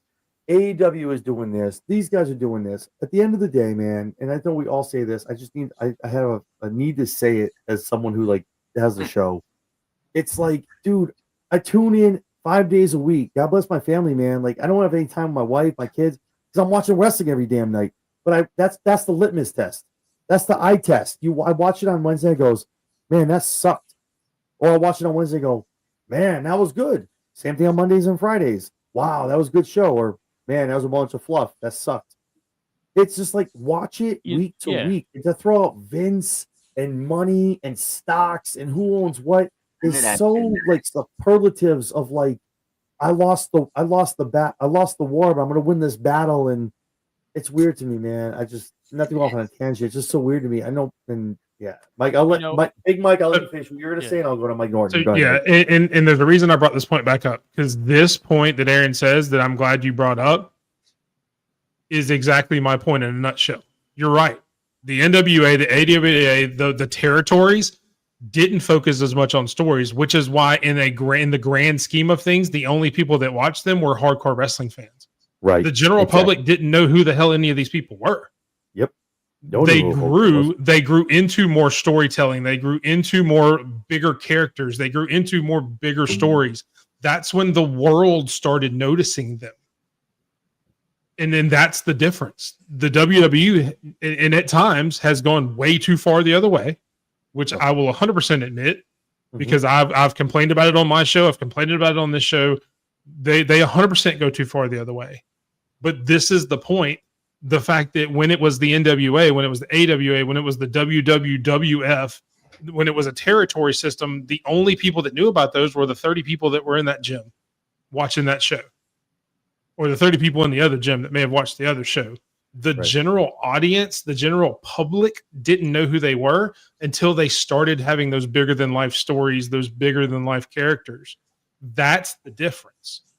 Now, without those, sure, you're going to have the same, 10% of general public that watch the territories that will still watch your product. But if you want to get outside of those 10%, you're going to have to do something else. Totally agree. And that's the point. No, that hits the nail right in the head. I'm gonna go to Mike Norton because obviously, like, out of all of us, obviously, Mike, big AEW fan, watches it. Mike, your thoughts? Just like everything we talked about, and just honest AEW fan, and I ain't gonna take too much of your time, but I'm gonna say, as far as the first thing I want to speak on, yeah, absolutely right about the crossover and stuff. But I think one of the big problems with this is it's like comparing a 5-year corner store to 7-Eleven. They have 50 years ahead of them. So companies, certain things are probably, they already built their road. So just I'll give you an example. Like Wardlow is on leave doing a movie, right? Camille on leave doing a movie. MJF just did, Happy Gilmore too. After doing this for 30 years, of course you have crossover stars, and that's what WWE is. AEW is technically a startup that overachieved. No startup business gets $185 million a year after their first 5 years. I've flopped out a couple of businesses, and I'm on my third one. Like in their first 5 years, most businesses are going to lose money, not even thinking about gaining. So that's a big aspect where it's like, I think a lot of people ain't looking into it. It's like, look, WWE ain't competing with another company that's been side by side with them for 50 years. The fact you're even saying another company is competing with them when they only been around for about 6 years kind of tells you that AEW is doing pretty good, because they shouldn't. I agree with that. 5 years in. 5 years in. They shouldn't even be in their radar. I agree with that. Now, I credit AEW for the boom that we're in. Because they made them work harder. Without competition, everyone knows the brand extension that Vince created between Raw and SmackDown. Like, put some SmackDown out, I like it Raw, all that shit that he did. That was self competition. We all know that. We lived through it. We saw it. And it was like, what is this? He bought all the competition and he had to make it fun again, because competition makes wrestling a lot better. As far as just say wrestling companies, I'm gonna just focus on the wrestler, because I hate focusing on owners and cases from 20 years ago, and I'm just not into that type of stuff. Same. And I try to stay in the middle of the tribalism. Like some days someone calls me, I work for the Fed. The next day it's like You're a sicko. I work for Tony Khan. So I try to just play in the middle, right? But I would say a few things I gotta agree with you on. WWE, the entertainment part is over. Like, another wrestling company isn't gonna compete with them on that aspect unless they want to go under their umbrella and join them. They mastered that. They're like a TV show that is, if you want to get down, you either gonna get down or lay down, right? So I don't see. It would take years and years to compete on that aspect. I think that's why AEW tries to focus a little bit more on the wrestling and dabble on the entertainment, kind of with dots, and hope they hit, similar to like Tony Storm. I don't think they plan per se for things like that, but if they hit, they hit. So that leaves that's their option to win. You got Ospreay, you got these guys that are willing to go out there, you know, Moxley, Hangman, that'll go put 30-minute bangers every other day. So that's where they're thriving. In a larger scale of things, those 30-minute matches are not gonna pull in casual fans. Which if you wanna, you know, ever really be a competitor, you have to get a little bit closer. One of you said it. It's like AEW 70-30. 70% wrestling, maybe even less than 30% entertainment. And WWE's on the other side of that, right? Mhm. But that's where the money's at. So the closer you get, you know, if you're at 20%, 30% means your bank's moving better. 40% might mean it's moving even better, right? Because the casual fans chase that. So, with that being said, for AEW to really grow as a company, I'm not telling them to disperse on the wrestling, because me personally, I love WCW and ECW until they, you know, got masked out. So I always lean towards a little bit more towards the wrestling aspect of it, which is why I kind of fell into AEW, right? Mm-hmm. But to grow, I mean, this the questions you have to ask. You would have to ask, not to bring in the owners for the one time, but you'd have to ask Tony. I want you. I'm sorry, Mike. Go ahead. I'm so Go ahead. sorry. No, go ahead. No, go ahead. Go ahead. Pull up the latest comment from Aaron, John. I agree with this, and I only the only reason I'm gonna say this isn't 100% the case is because it's Aaron. Aaron says, and people got to give Tony Khan some grace. Vince McMahon didn't get it right his first 5 to 10 years. It took time. Khan will eventually learn and get better. And I understand they weren't going to come out a polished product after All In and Double or Nothing and all those independent events before they became a company. That's not where I was going to go with this. The only thing that bothered me about giving Tony Khan the entirety of a grace period is you openly shit on WWE any chance you got in your scrums, on social media. But who are you signing to your company and putting all of your titles on it for a short period of time? WWE talent. But Exactly.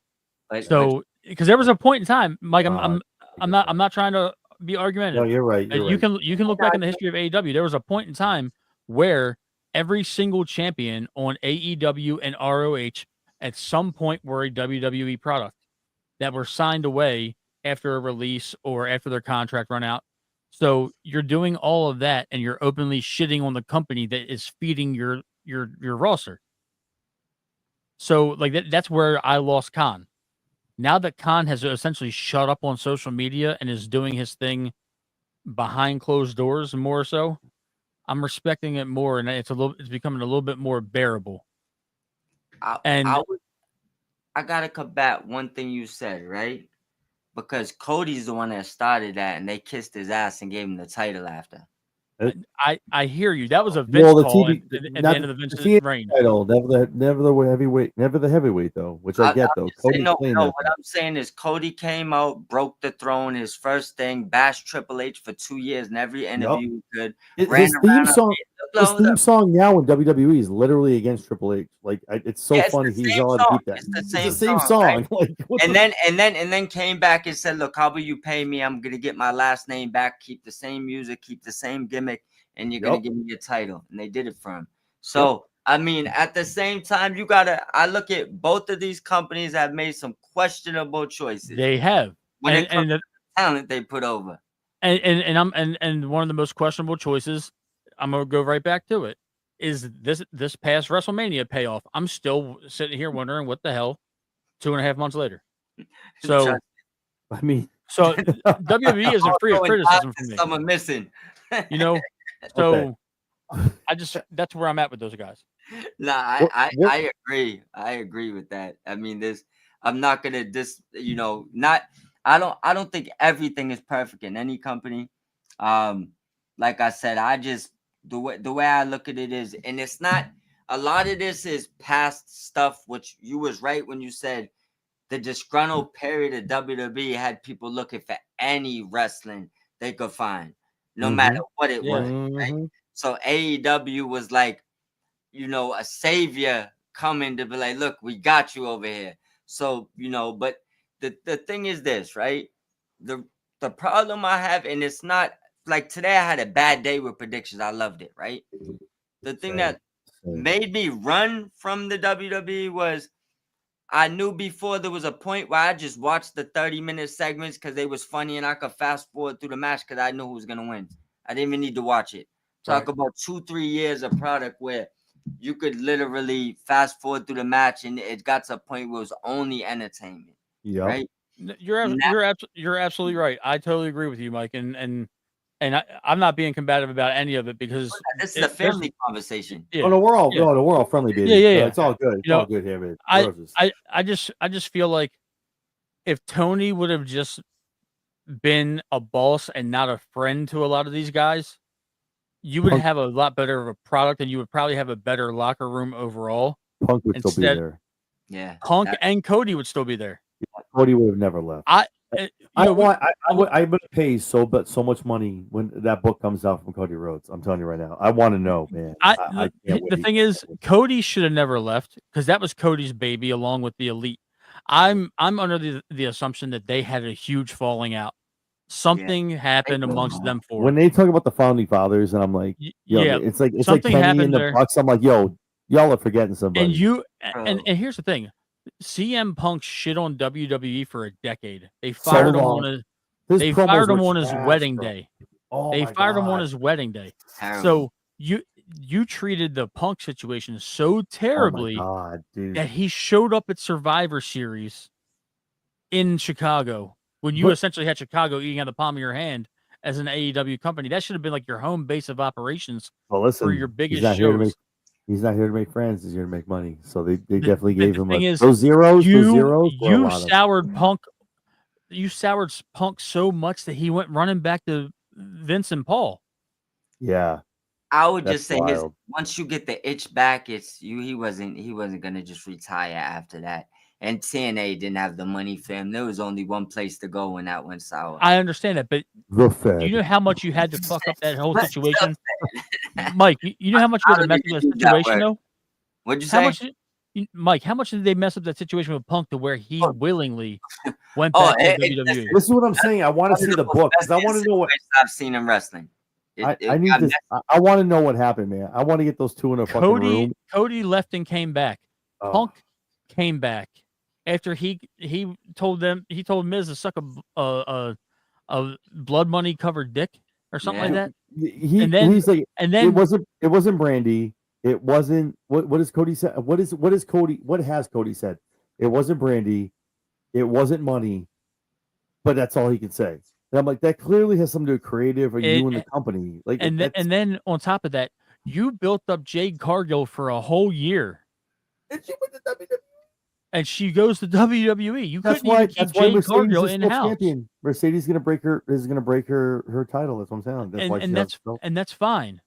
But what I'm saying is you pushed Jade Cargill over here. Alistair came back. Rusev came back after they swore they would never do it. Nah, I think Alistair's been trying to get back since the first. Well, he was trying to get back when they put a smaller rocket on Zelina.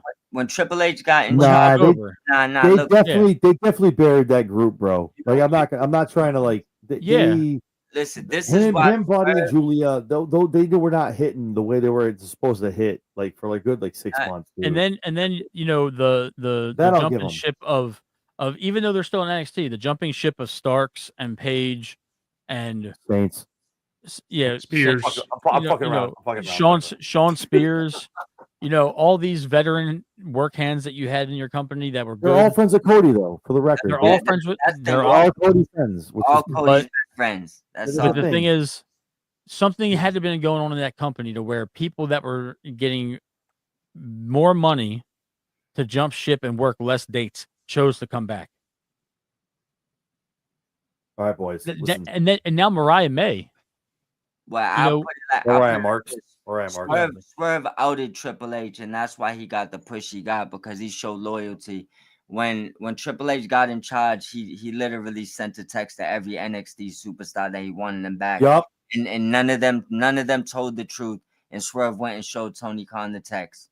That's where his loyalty became. Swerve did though. And all the rest, Swerve did. and all the rest of them been getting buried and complaining ever since. Alistair was just one of the first ones to lie about injuries, bring back injuries. Swerve was like, "Yo, Tony, not do business," and then say he don't want to leave. But the first minute he did, he showed he did. So not nothing on Alistair because I'm a huge fan of his. But bro, he blatantly lied to us for a couple of years back and forth. Just go through the timeline. Just go look at it. Like Well, I'm not. And so mentioning all the people who've left and come back, you can also look at the people who are still there. You look at Swerve, you look at Mox, you look at Daniel Bryan, you look at Christian Cage, you look at Cope. There are still plenty of people there that are doing really good stuff in AEW that have left that were pushed out by, kind of, to use the same verbiage you're using, pushed out by WWE, pushed to that point, who are now happy over that. I mean, you're going to get that with both companies. So I don't know that that's necessarily a sticking point for management, because you've got it going. It does go both ways. It does go both ways. I just seeing how Brian was on WWE television for his last couple of years, you could tell he wanted to go. Yeah. Well, also too, it was a fight. It was a fight for him to get cleared, and then when they did put him in, he was like a novelty. Yeah, I understand that. And then Edge wanted to go work with Christian again, and Christian was never coming back to WWE. They also wanted to make him a novelty act. They were like, we have like one. Edge wanted something more. Yeah. But Adam wanted to be out there every night. Let's be fair. Hindsight being 2020, Edge is at the end of his career. He is not built for what he's doing right now or what he had to do. There's nobody in WWE that would have let him jump off of a 15-foot cage. He broke his femur. Shit. Oh, definitely not. Nobody would have allowed that bullshit. No, but they allowed Bronson Reed to jump off a 15-foot cage and break both his ankles. Exactly. That might be worse. He's heavy. Same thing. I mean, you still have the right. It was a dumb spot either way, but I don't think Ricochet is still recovering from his upper body injuries. I'm waiting for him to come back. Shit. Yeah, I know he's still. Where is Ricochet? He hasn't returned yet. He's still returning. He's recovering from those upper body injuries. I don't know. Well, okay, boys. All right, boys. Listen, we're going two, almost 3 hours. Last question I have. I know this. Oh no. Oh no. Yeah, I ain't got shit to do. I ain't got nothing to do tomorrow. So. Me either. Shit, me either. Too much negativity. I'm gonna throw on my yeets for the last minute. Let's go. Hold on. Last question I have for all of you. No yeet. No, wait, Mike. No yeet. No yeet. I said it. I said no yeet. You did? Okay, no yeet. That's last thing I'm gonna ask. If we're totally off the tangent of Money in the Bank. So let's go here. We're going to AEW. We're going to WWE. Listen. Last question I'm going to ask. I'm going to start with Matt. I'm going to go around. I'm going to end with Mike Norton, because Mike obviously is like the resident AEW guy. Contracts are not being renewed. People are being released. A lot of folks are under the microscope. There's one guy who's very polarizing right now in WWE, who, if let go, could maybe be a game changer. I'm going to start with Matt Trigger. Don't read ahead. Don't read ahead in the homework. Come on, man. Sorry. Come on, man. I mean, when you throw a softball, bro, people are going to swing at it. I mean, we all know where you're going with it. Hit it over the wall. Hit it over the wall. I saw Matt Trigger. If Karrion Kross is not re-signed, he goes to AEW. If that is a thing, do you see that as some sort, I want to say like a changing of the guard, but do you see that as some sort of monumental change in regards to WWE fans looking at this company not as something that Vince used to run, but as a TKO corporate run company looking at AEW being like, man, they really, wow, my wrestlers that I want to watch are really over here doing what they want to do. Could Karrion Kross be a game changer in the long run? I'm not saying like he gets signed the next day. No, it's immediate. It's immediate. In 3 to 6 months, what are your thoughts as far as like what that does to TKO WWE programming into Tony Khan and TKO? If Kross jumps over and WWE doesn't re-sign him for some ungodly reason, everybody that's a fan of Kross getting himself over will follow him because they're fans of him and Scarlett. And if he's on AEW television, they're going to watch for Kross. He is that big of a name. You can say what you want about his in-ring. The dude is one of the most captivating professional wrestlers on the planet right now. Just by getting himself over, the effort he puts into his craft, the fact that he does have crossover appeal. He's written a book. He's been on television shows. he would be back to being Killer Cross. And if you put him on an AEW television show unhinged, it's Silent gonna wrestlers be again? trouble. And that's gonna be the first big talent that TKO let walk. That would be the first talent that they let walk. That would go somewhere else and be substantial, a main event player from night one, and he would have great matches with the people on that roster. But more importantly, he would have the freedom to go back to the indie scene, to go make money doing that, and to openly work on other projects without having the WWE bubble wrapped around him. So that is somebody that could be a potential crossover star for AEW. I have a feeling that WWE is not going to let him go, because letting Cross go would be almost the equivalent of what they just went through with R-Truth. The backlash would be immense. The man is being talked about every single day on social media. Every day. And he is not even wrestling weekly. The fact that it's a joke that he just signed a deal with Audible Books to do his book, and people saw signing a deal and they lost their shit. Correct. And they were like, "Oh no, now with WWE, I Got signed a deal with." in his hands. They want. So Cross.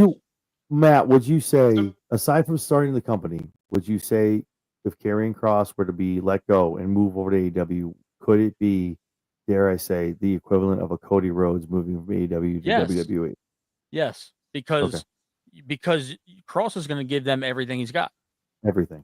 If he's put on TV, with a microphone and he's allowed to showcase his wrestling ability every single week, and he's going to have Scarlett with him, you're going to have a game-changing person, because now that is a true monster. Mm-hmm. That dude is physically imposing. He's huge. He has a menacing look, and he can talk. He can talk. He can talk as the day is long. Jesus Christ, like that bro is good on the mic. Holy shit. And to answer Aaron, they would not push Cross. They would sign him and give him enough money to stay and put him on TV for a little bit, and then kind of go back to what he's doing now. Because at the end of the day, he's in there to make money, just like everybody else is. But he also likes being there, though. He has said he likes being in WWE. Thus, the rant he had with Not Sam. He's pit again. I don't think anything Karrion does is for like sound bites and shit like that.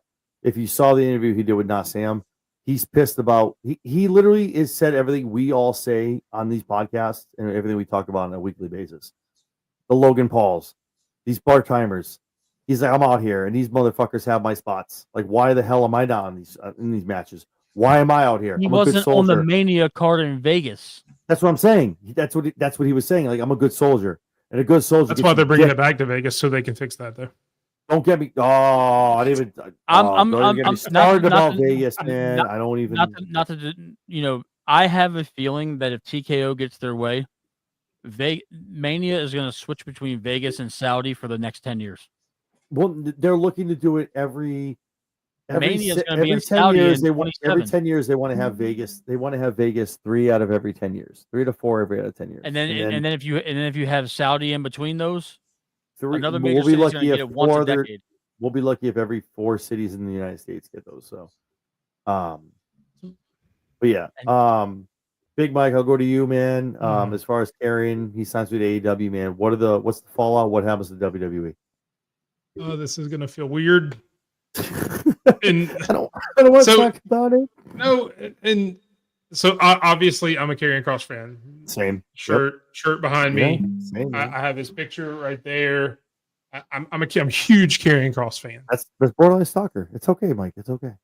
Well, I mean, I don't know his address and all that, mainly because he won't tell me. Wow. Okay. Oh my God. From a business perspective, most of what we talked about is the difference between AEW and WWE. Mm-hmm. And it's more of a business perspective than anything else, really, or at least from the perspective I've brought. The question I would have is if Karrion Kross would move the needle. And again, I'm throwing myself in the same conversation. The same fans that are behind Karrion Kross now are those not the same fans who are already watching AEW for the most part? Mm-hmm. Mm-hmm. You're still not going to get the casual fan that you want, or that would move the needle per se with Karrion Kross moving over. Karrion Kross is huge with the circles we run in. He's huge with us because we're just wrestling fans. We like we are part of the IWC, whether we like that or not. We're a part of it. Mm-hmm. The IWC isn't what fuels the WWE. So I couldn't tell you that it would move the needle in that much of an aspect. And again, this is coming from the biggest Karrion Kross fan, because 95% of the fans that are huge Karrion Kross fans already like AEW to some extent, already watch it to some extent. So I don't know that he would move the needle. You would have to get a name that does a lot of that crossover, like a Reigns, a Cena, a Seth Rollins, somebody in that realm who has already established the casual fan, and bring them over to bring the casual fan with them. But the majority of Karrion Kross's audience already watches AEW to some extent, some more than others. Even Matt, you've said you're not the biggest AEW guy. You still watch it every now and then. So are they really gaining a huge fan base with him coming over? That's a great point, because I want to say something that I think all three of us can agree to this. We watch both products. We know what's up. Ooh, Whereas Tony will. Mike. No, Mike lost his lights. It's okay. He'll be back. You're Shit, he just texted me. Okay. So whereas Tony Khan will bench his talent, Mariah May, I don't know who else, because Mello just came back, and well, he's at Starks for forever and a day. I think TKO does kind of like the cute thing, and they like have him do the backstage segments. They have him talk to Sammy, interacting with people here and there, but no major storylines before if they were to let him go, quote unquote. I don't know, but it sucks because I wanted to go to Mike for his as the AEW voice in the room, I guess. Jesus. All right, I guess not. See, I think R-Truth would have moved the needle more than Karrion Kross, because R-Truth had that casual base. Oh my God. I'm gonna be honest with you, man. You put my arm in like a lie detector thing. I think it's a work. I think it was honestly the more I sat there and thought about it. No, because like I honestly sat there before I came on here. I'm like, well, we're gonna talk about this because shit. Why man, would you piss off your entire locker room though? But do you notice when Sean? You have to look where it came from. Sean Sapp and Meltzer. And then if you talk to these guys, Meltzer, they're in the know, and they're like, agree. listen, you didn't really let him go. We need you to put this is where I think people doubt TKO and they doubt the John Cena shit. Where it's like, this is how much we want to go to these lengths. And I think it was nobody. My thing is, again, Matt, you know this, and Mike, you know this too. When you see this Dallas pretends too much, right? They're putting out, if anyone says anything about we want R-Truth, escort them out, no refund. The talent cannot wear R-Truth shirts. Shut up. We haven't done this for Carlito. We haven't done this for Dakota. We haven't done this for anybody else. But R-Truth, now apparently nobody can wear anything. Nobody can say anything. You're pushing it down my throat way too much to make it seem like R-Truth is such a big deal about being let go. And then he pops up on Money in the Bank in the main event of Money in the Bank. Yeah, dude, it doesn't pass the sniff test for me. I just think here would be my question to you. If you think it's a work, explain Carlito and Sarah Logan. They were let go. It is what it is. They were let go. So you're saying that, and they've never used a mass let go, and I say mass because it was 3, I guess. No, I get it. Yeah, no, I get it. They've never used that in a storyline like that before. But you know what they have done? And I'll bring up one name that you're probably not thinking of, and the name is Drake Maverick. They have made the decision to let someone go, bring them back, catch fan backlash, and then bring them back almost immediately. Matt Hardy. That's a whole different ball game. Man, that one's a little different. It's a little different situation. Different ball game. different ball game. But Listen, but the we're all Drake gonna Maverick find- thing is 100% from the fan outrage. in 15 years from 100%. now, we're all gonna know the answer to this. I don't Well, know, with the way man. they do interviews, we might know this answer in 3 weeks. It's very, I don't know, man. And again, maybe I'm wrong. Mike, Big Mike, you know this. Like, I'm the one who's like, Yeah. oh, look at my crazy ass take. That's what I got to. I don't know, man. It Here's just, where even when I woke up in the morning, I saw that shit and I looked at it before I Here's- reposted. Like, if this is true, this is bullshit. Looked at it, I'm looked gonna at it, and I'm like, he was just main John, event. No, I'm hold gonna on. tell you. Before, Okay, I'm sorry. not to cut you off. No. It's cool. No, It's you're cool. No, it's okay. TKO might be assholes, and they might cut people off, and they might be cutting salaries, whatever they want to do. Vince did the same shit, but he just main evented with John Cena and took an L. They wouldn't do that. It just didn't make sense. Something did not feel right. It did not just pass the test for me. In And their to see this world, shit, and then I come in here and I see this shit tonight. Nah, man, nah. It was the whole, because this is the shit where Truth would be like, he comes out, I'm gonna make an OnlyFans. Mark Henry's feet, all my haters. You might see Big Jimmy. Yeah, let's go. Comes out here, he's doing TikTok videos. He's dancing. He's doing everything else because he's making it look like he's not employed. He tried too hard. It didn't make sense to me, dude. That's Too much fair, satire. but Go ahead, it- go ahead, Matt. you're gonna risk pissing off your entire roster when you care about morale. But who would they talk to? It was all like, Oh. oh, so and so said this, so and so said that. They Who saw said what that? We don't know. they We can't saw. say that. They saw the possibilities. Number one, the man did it by himself. It wasn't WWE posting a tweet with a thank you emblem. That's the for point. But what I'm saying is, Truth did this on his own. He was leaving. He made it No. to where he was undeniable. It's not to say, not to reference Cody Rhodes, but what I'm saying is, they saw what he could have went and done in the wrestling world outside of their sphere. Like we talked about it, we joked about it an hour and a half ago. Imagine R-Truth showing up on Dynamite, and he's talking to Mox, he's talking to Swerve, he's talking to Copeland, he's talking all. What's up, man? What are you doing on Monday The night? thing is, It's you know Wednesday, who's too. going to tune into AEW?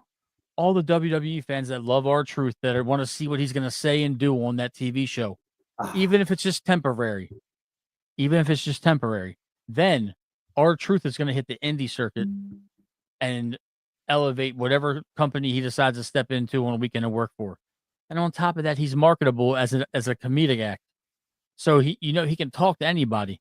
They knew that they were letting go the heart and the soul of the locker room. Everybody past and present was making a comment about him getting released. When you have former WWE wrestlers that he wrestled with for 15 years that are no longer with the company, that are absolutely dogging him on air repeatedly, and then they're saying that this wasn't a work. And here's the thing. It's real to me, because to counter your point with your own words, they're not putting R-Truth in the main event of Money in the Bank, where Cena's eating a pin on his retirement tour. Right. They're not doing that if they didn't realize, oh shit, I might have messed this one up. We need to get him back in here ASAP. So yes, he's technically still under contract if he had 2 weeks to run out or a month to run out. But if you can't, they're not doing this and then still letting him walk. He got a new deal. He's got new merch. They've realized that they were letting somebody that was vital to their team go. This is like, it's almost like signing a veteran football player that might not be able to give you what he did in his prime, but you don't want to see him have a couple good years on another team. I don't know. I'm equating it to my boy Steve Smith. No, I The like Panthers- that. No, it's a good analogy. the That's Panthers a great didn't want- analogy. I like that. The Panthers didn't want to let him go, but eventually he left and he went to the Ravens and had a couple stellar years. And that's just how I'm equating it as a football guy. But when it comes to this, they knew from the backlash instantly, and the beating that TKO was taking amongst wrestling journalists, wrestling fans, and they were trending on every social media site when R-Truth announced this. It was bad pub. I don't care what anybody says. Even though TKO probably doesn't fully understand pro wrestling yet, they knew that they were messing up. And somebody in WWE, whether it was Hunter, whether it was Nick, whether it was somebody like that, had to step in and say, this guy can't leave.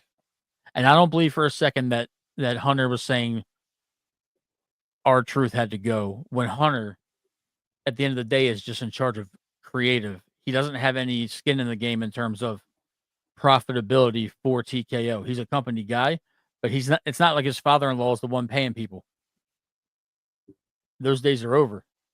So to me, all this conjecture about Hunter cutting these people, these are TKO business moves. But somebody on the wrestling side of this had to step in and say that Truth wasn't going to go.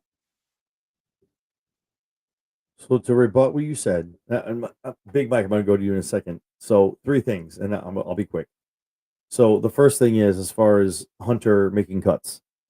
So it's almost like, so I run a restaurant, right? I have a P&L. I look at every month, and I have to run like budget. TKO he doesn't say who signs what and who does what, but TKO and RE says, listen, you have, let's use even $500,000. It's like playing GM mode when you play 2K, right?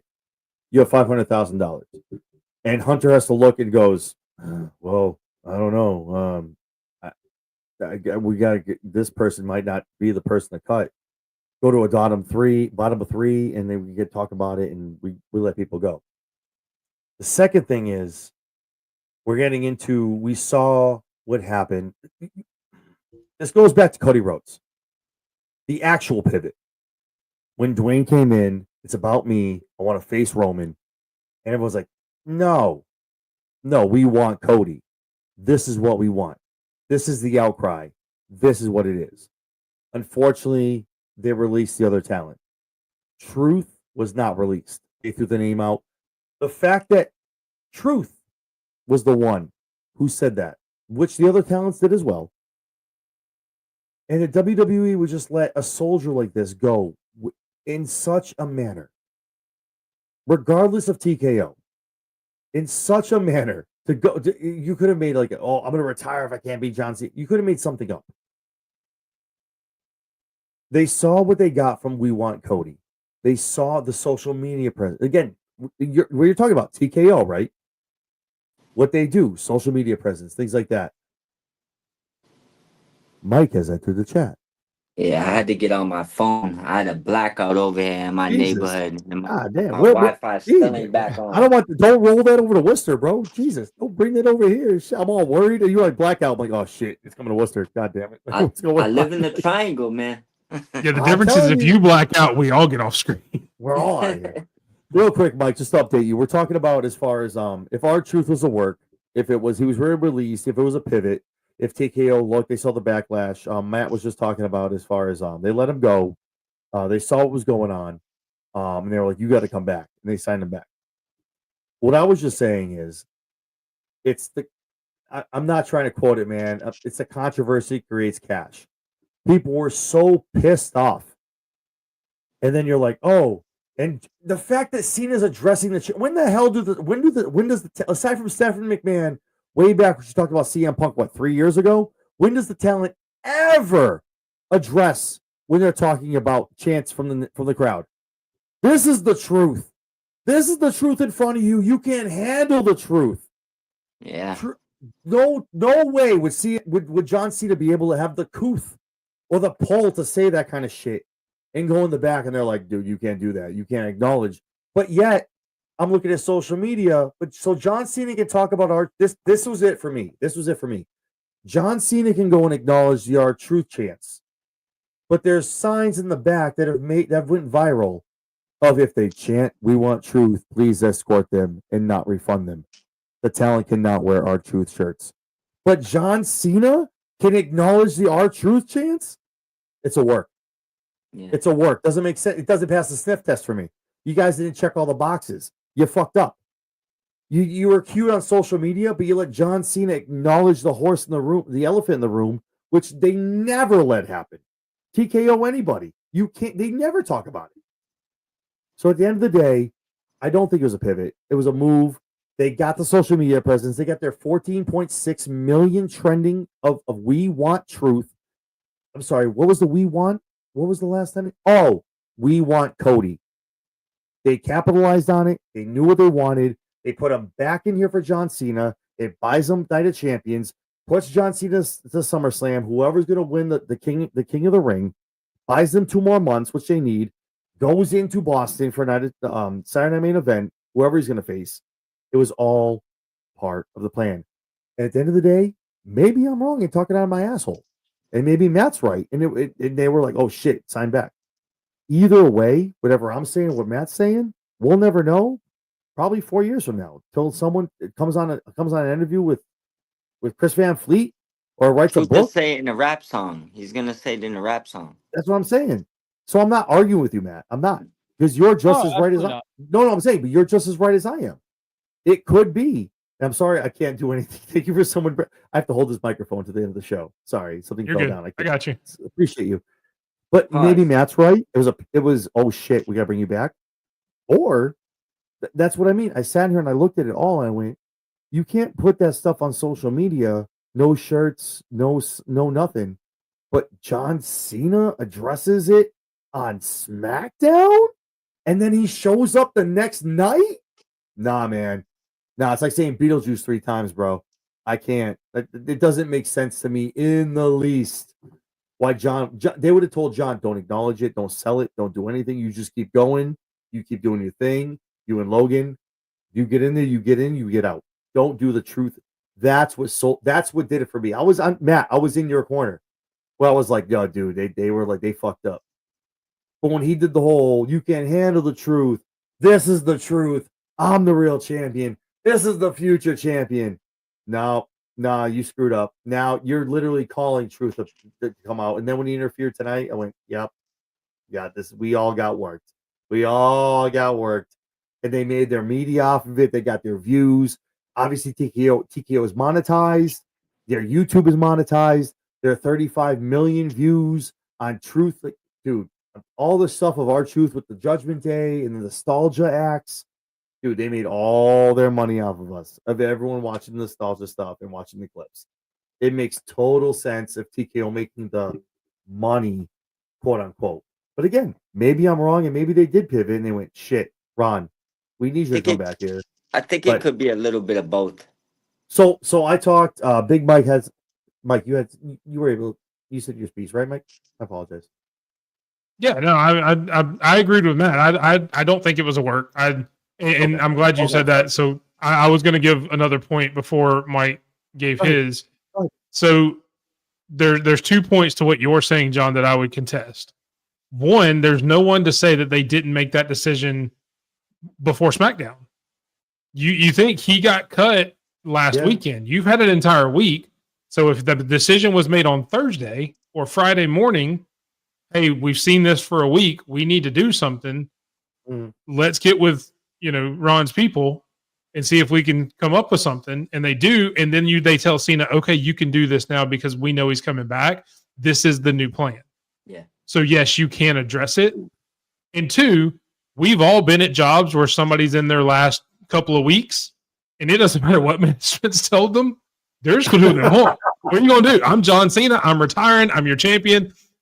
You're going to tell me I can't go mention R-Truth's name, the guy that I just had the match with and all that? No, thank you. Because I'm John Cena, and I'm your champion, and I'm leaving anyway, and I don't really give a damn. Yeah, so we can do fire me. The title. Exactly. We can do fire me.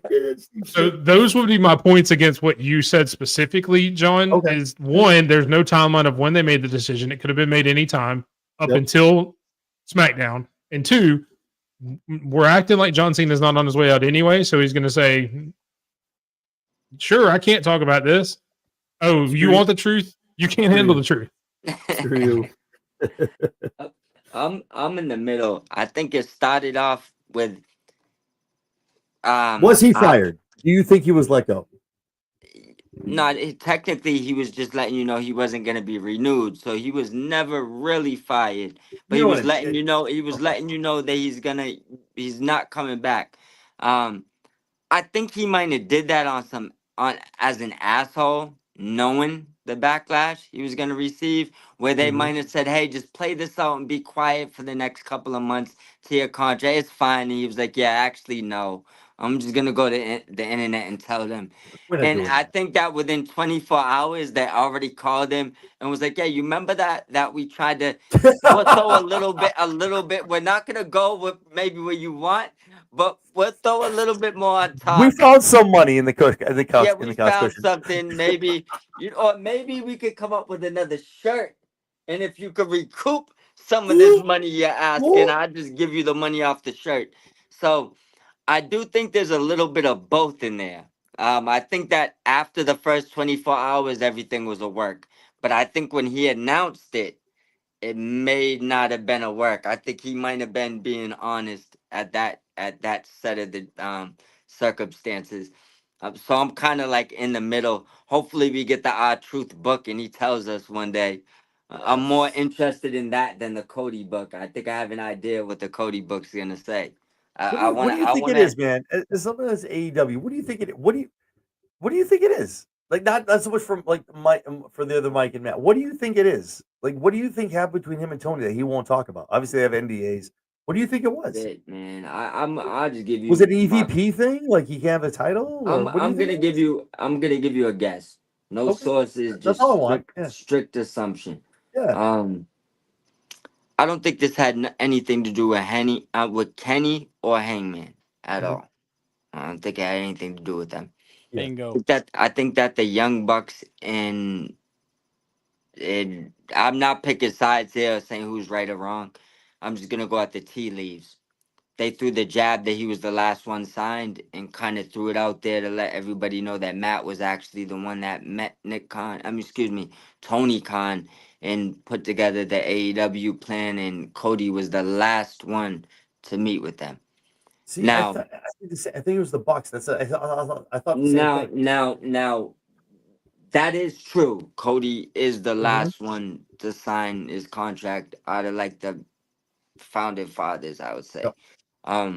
But I just the only thing I could see is there had to been something between the Young Bucks and Cody, and I mean I'm not adding nobody's wife or anything into this guy. I just don't like to get into that.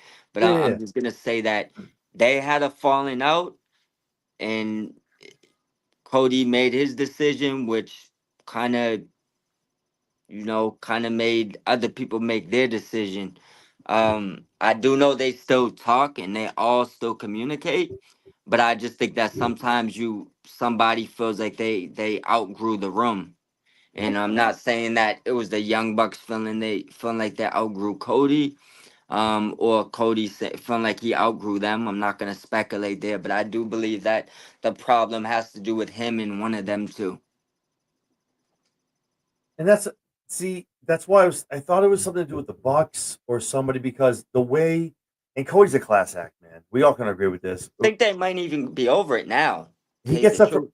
yeah, no, he gets that from his own man. Like he's a class act, but he talks so highly of Kenny, of the Bucks, of everybody, man. He has no ill will, and he won't because not even from an NDA. That's just not Cody's style. He will not shit talk anybody. You could like piss in his face Cody's a and he'll good be like, dude.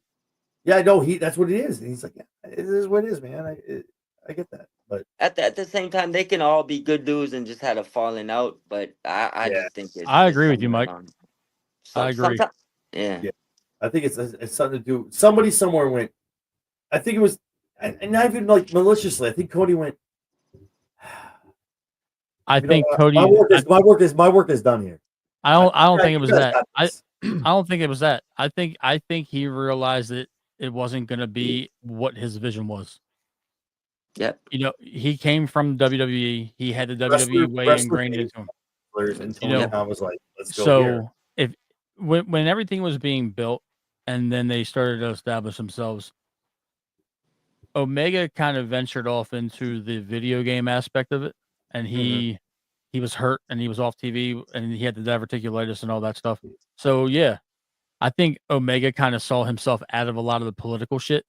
But I truly believe just from an outsider perspective, that was the Bucks doing.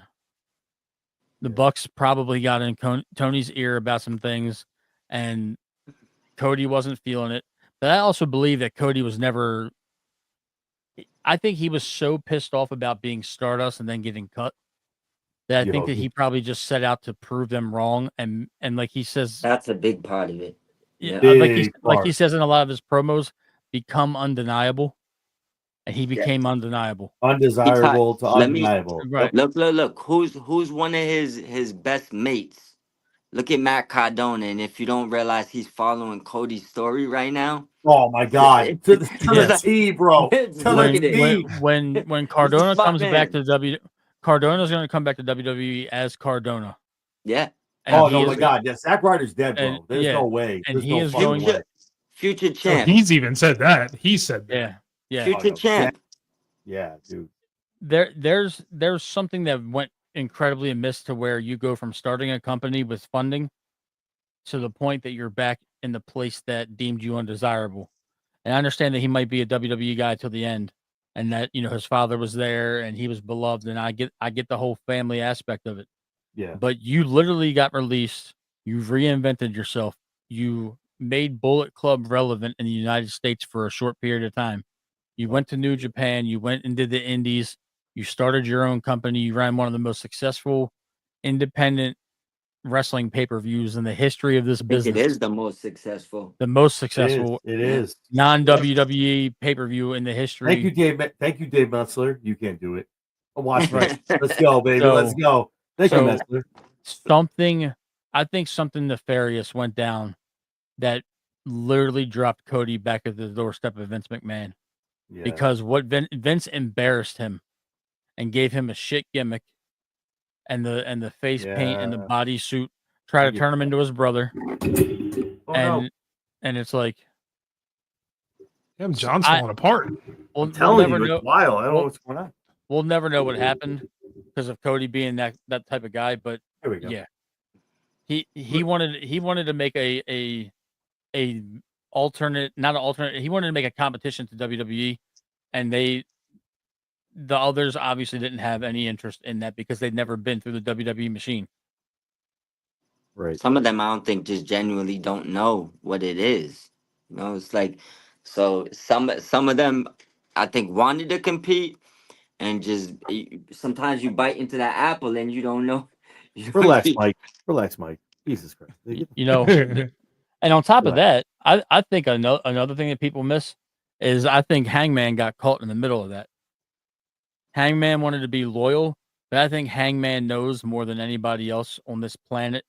If you Yep. put Hangman in WWE, he's a rock star. And Oh my God.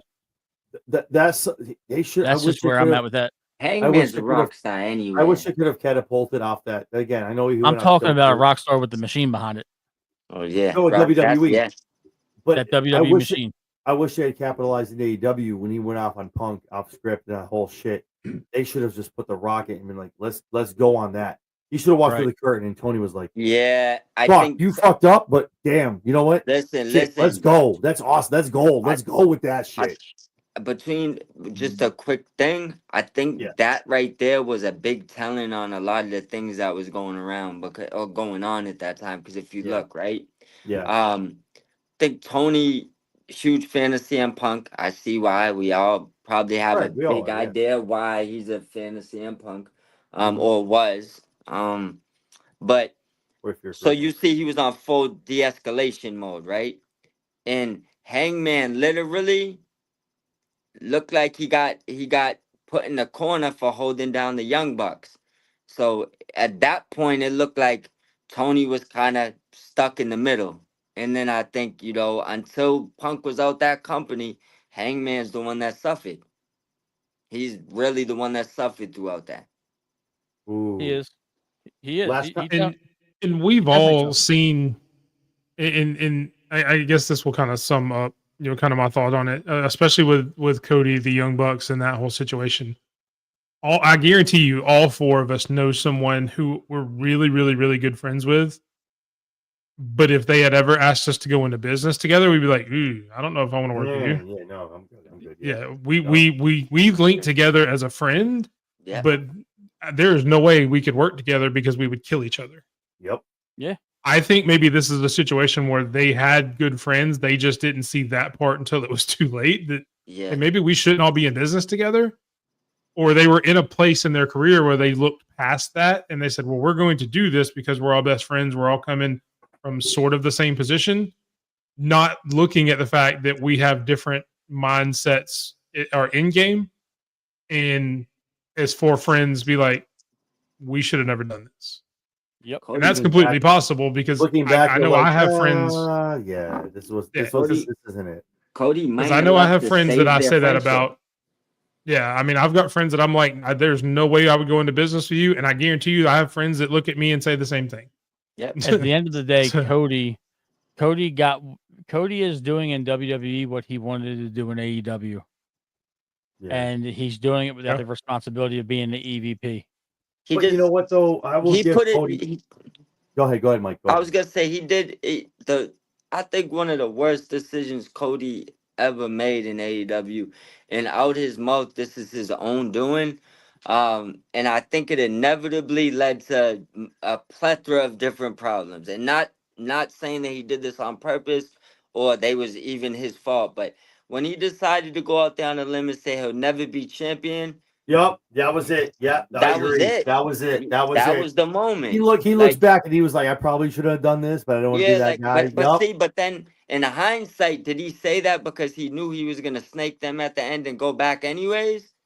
Like, That's and true. maybe not want to take the title. So I just say I that feel like when he was still in that F Triple H kind of thing where like I run shit, but I'm the champion, or the Vince where Vince would walk around. I feel like that's, go ahead, Matt. Go ahead, Matt. I equate. I'm sorry. I'm so sorry. No, go ahead, Matt, 'cause I'm we're here reading for it. comments. I'm listening. It's all good, baby. I equate Cody leaving.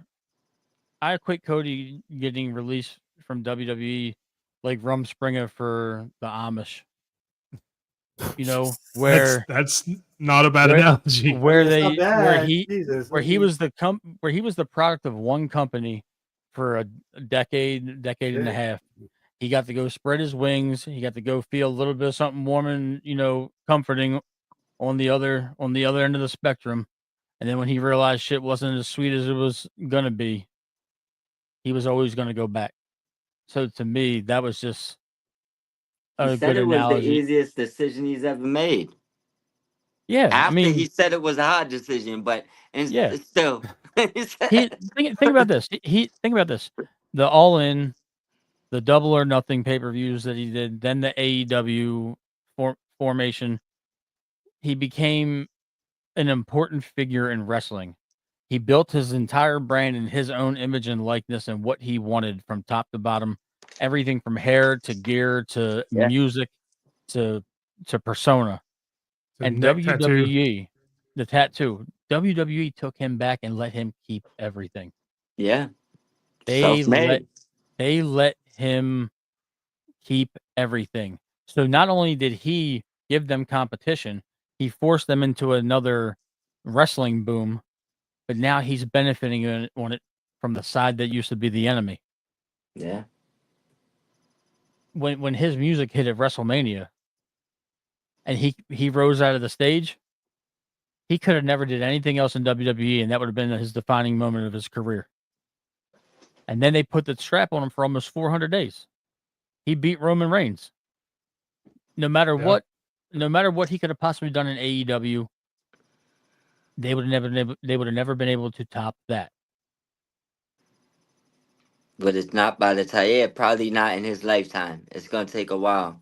I mean, well, I guess you could say moments is subjective because Bryan Danielson. I mean, you gotta take the man for what he says. I mean, he doesn't come off as a liar. No reason to treat him as such.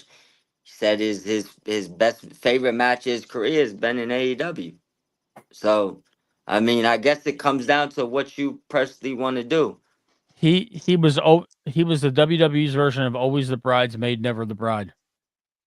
Fair to say. I mean, He was. They put the titles on him for the simple fact that the fans forced booking back at WrestleMania This 30. is why I don't. And even though they did the lookout for Jey Uso, so just to kind of just give you my 2 cents on what y'all touched on earlier before I blacked out. This is why I just don't have faith in them putting it on Cross. I don't see him leaving, but I think some of them just. I think Cody is the reason why they're going to keep Cross. No, I don't. Really? I don't think think Cross is Cody. gonna leave. I think Cody. They're going to look at Cody and they're going to look at Drew McIntyre. You went around the entire world working for whatever promotion would put you on. You've reinvented yourself. Cross is reinventing himself right now on their payroll. And pretty soon, his noise is getting louder. It's going to come to a point in time where they have to undeniably start putting this man on Monday Night Raw or Friday Night SmackDown permanently. It's going to When come. Cross has already had that moment where he got pushed out and had to come back. He's already had that moment. And they brought him back. You would hope they put the rocket to him at some point. I think they're going to. I'm not trying to be optimistic, but I think they need to let this Cena shit ride out, and I think that then it's going to be Cross's time. Because that's the same thing I was going to say about, we talked about LA Knight, why aren't I pulling the trigger? Like, we had over 3 years of Roman Reigns in the bloodline being a champion. Now you have John Cena in this last. Nobody's beaten this person. You have the whole Jey Uso thing going on, main event. It's so convoluted right now on Raw and SmackDown of who has these belts and the individuals and their stories that have the belts that need to be told in the long-term storytelling era of what we do with Paul Levesque. So it's so hard as a wrestler. You have to come to work every day and go, oh fuck, I hope I get the IC belt. Shit, because I'm not sniffing the LA Knight should have been a champion. Should have been a champion when he went to Saudi. Yeah. But he was not beating Roman Reigns. It's almost like wrong place, wrong time. Yeah. This what happened tonight, or at this point last night. You ran into what if it's like you get the briefcase. LA Knight, where's LA Knight? SmackDown. I'll go out on a limb and say Cross dethrones whoever dethrones Cena. I'm here for that. At Mania in Vegas. You got to resign him first. Yeah, that is true. When they re-sign him, hopefully, I think he'll resign. Hypothetically speaking, but he's a smart boy. The difference between what they're. He knows he goes to AEW, and let's say they don't. Kevin is not a dumb man. That man knows his worth and knows what he's bringing with him. He goes to AEW. He walks in to talk to Tony Khan. Tony Khan's gonna go, whatever you want to do, man. Well, that's fucking cool. Do you, baby. Here's the thing, though, John. That's if Tony Khan don't play him the way he did before. Because for some reason, I'm hoping, say he does become a free agent, right? Yeah. The first time he got released, right? He was actually booked on an AEW card where 2 days before Tony Khan took him off of it. Didn't talk to him, didn't negotiate with him, wasn't interested in him at all, right? And which is crazy because get Scarlett in the ring. Like, she's better than some of their women. I don't know if y'all seen her any of her wrestling matches. She's actually a pretty good wrestler.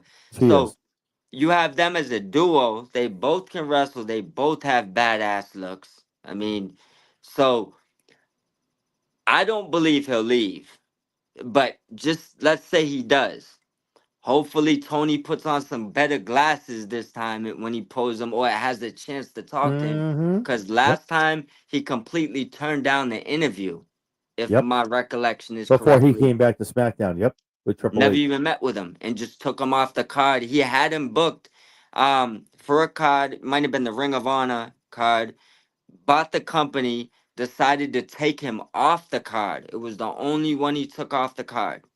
So I don't know if it was he thought he was going back to WWE or he just wasn't interested. But he didn't seem interested at all last time. Hopefully now he would be. This time around, Karrion has his juice is worth the squeeze. And Mike, it's not a matter of booking him leaving. It's not. It is what it is. Like, until I see him presented with a sword from Dwayne Johnson, or I see him talking about not starting with Audible books and narrating his own book, is that a contract with WWE? Yeah, I'm going to assume him leaving because he's due in 2 months, if not less. It is what it is. I'll tell you something right now, and I'm not trying to throw it out there. I don't like to talk about stuff. I talk about wrestlers. Like me and Karrion go back and forth on text, and I was like, "Hey, I'm going to be at SummerSlam night 2, bro." I want to meet you. I want to talk to you. Like, hey, no interviews. I just want to get a picture real quick, get a dap up. He goes, well, if I'm there, I'll talk to you. If I'm there, don't you think he knows he's going to be a summer? Like, it's just like you're going to travel with the crew. You're going to be in that pay-per-view. This was 2 months ago when I talked to him. You know, I'm just saying, man. It's up remember. in the air, Here's another thing that we all have to factor in here, right? You remember what Ricochet did to them? Mm-hmm. He knew he wasn't re-signing. Look, he knew he wasn't re-signing, right? So we got to look at all aspects. Karrion might want to leave. I'm not saying he does, but if he's not, he might want to. If he's not willing to take a just hear me out. And I'm not saying this is what's going on. I'm just playing the other side of it. Devil's advocate. If they haven't came to him and he's really not happy with creative or booking, he really just don't like his direction right now, and he thinks he could do similar to something Cardona is doing, whether it's AEW, independence, whatever he thinks he's doing, whether his woman wants to wrestle again, whether it's other opportunities, period. He might have already told them he's not re-signing. And I'm not saying it's possible, but Ricochet did it. I'm not saying so it's not impossible. I don't think Cross would go to the lengths that he's going now to get over in the company that he's in if he had intentions on leaving. I do. What is he doing to get over? Me too. Talking in the back, talking to some talent. No, he's not doing anything crazy. I'm saying he would make noise in I believe in a more calculated way for what Big Mike is saying is he's putting his all into his craft while he's still here. He's not phoning it in. He's not sitting and catering. He's making himself present. Maybe that's just my opinion. I might be wrong. No. And I'm completely with you. But here's the thing: him doing that here in WWE helps him when he gets released. That's the beauty of wrestling is he can't phone it in now, because if he phones it in now, nobody's going to give a shit if he gets released. So he's got to give it his all now, whether he thinks he's leaving or not. And he's smart enough to know that, where there's a few people who are not, who are like, you know what, just let me sit at home. I'll live off my name, and whoever signs me when I leave here, that's fine. That's not Karrion Kross, that's not Kevin, which is what he goes by. That's not how his mind works. His real life mind is like, I have to do everything I can now, so I can do the best when I get out of here. And that's just the way he thinks. Listening to him talk, and everything else, that's just how he is. And to build off of that, do you think if WWE had no interest in keeping him, that they would be letting him do this? Because not everybody's, even if you look like you're out for your own and you're on social media, I'm sure to a certain degree that they have to clear shit with the management. With whoever I'm not saying it's a thing. Whoever their handles. Do you think he would have lost his mind at the Not Sam interview? Do you think he would be doing all these self-funded promos? Like if WWE didn't really have anything for him, Kevin is a man. They wouldn't let him get himself over. They would stifle it.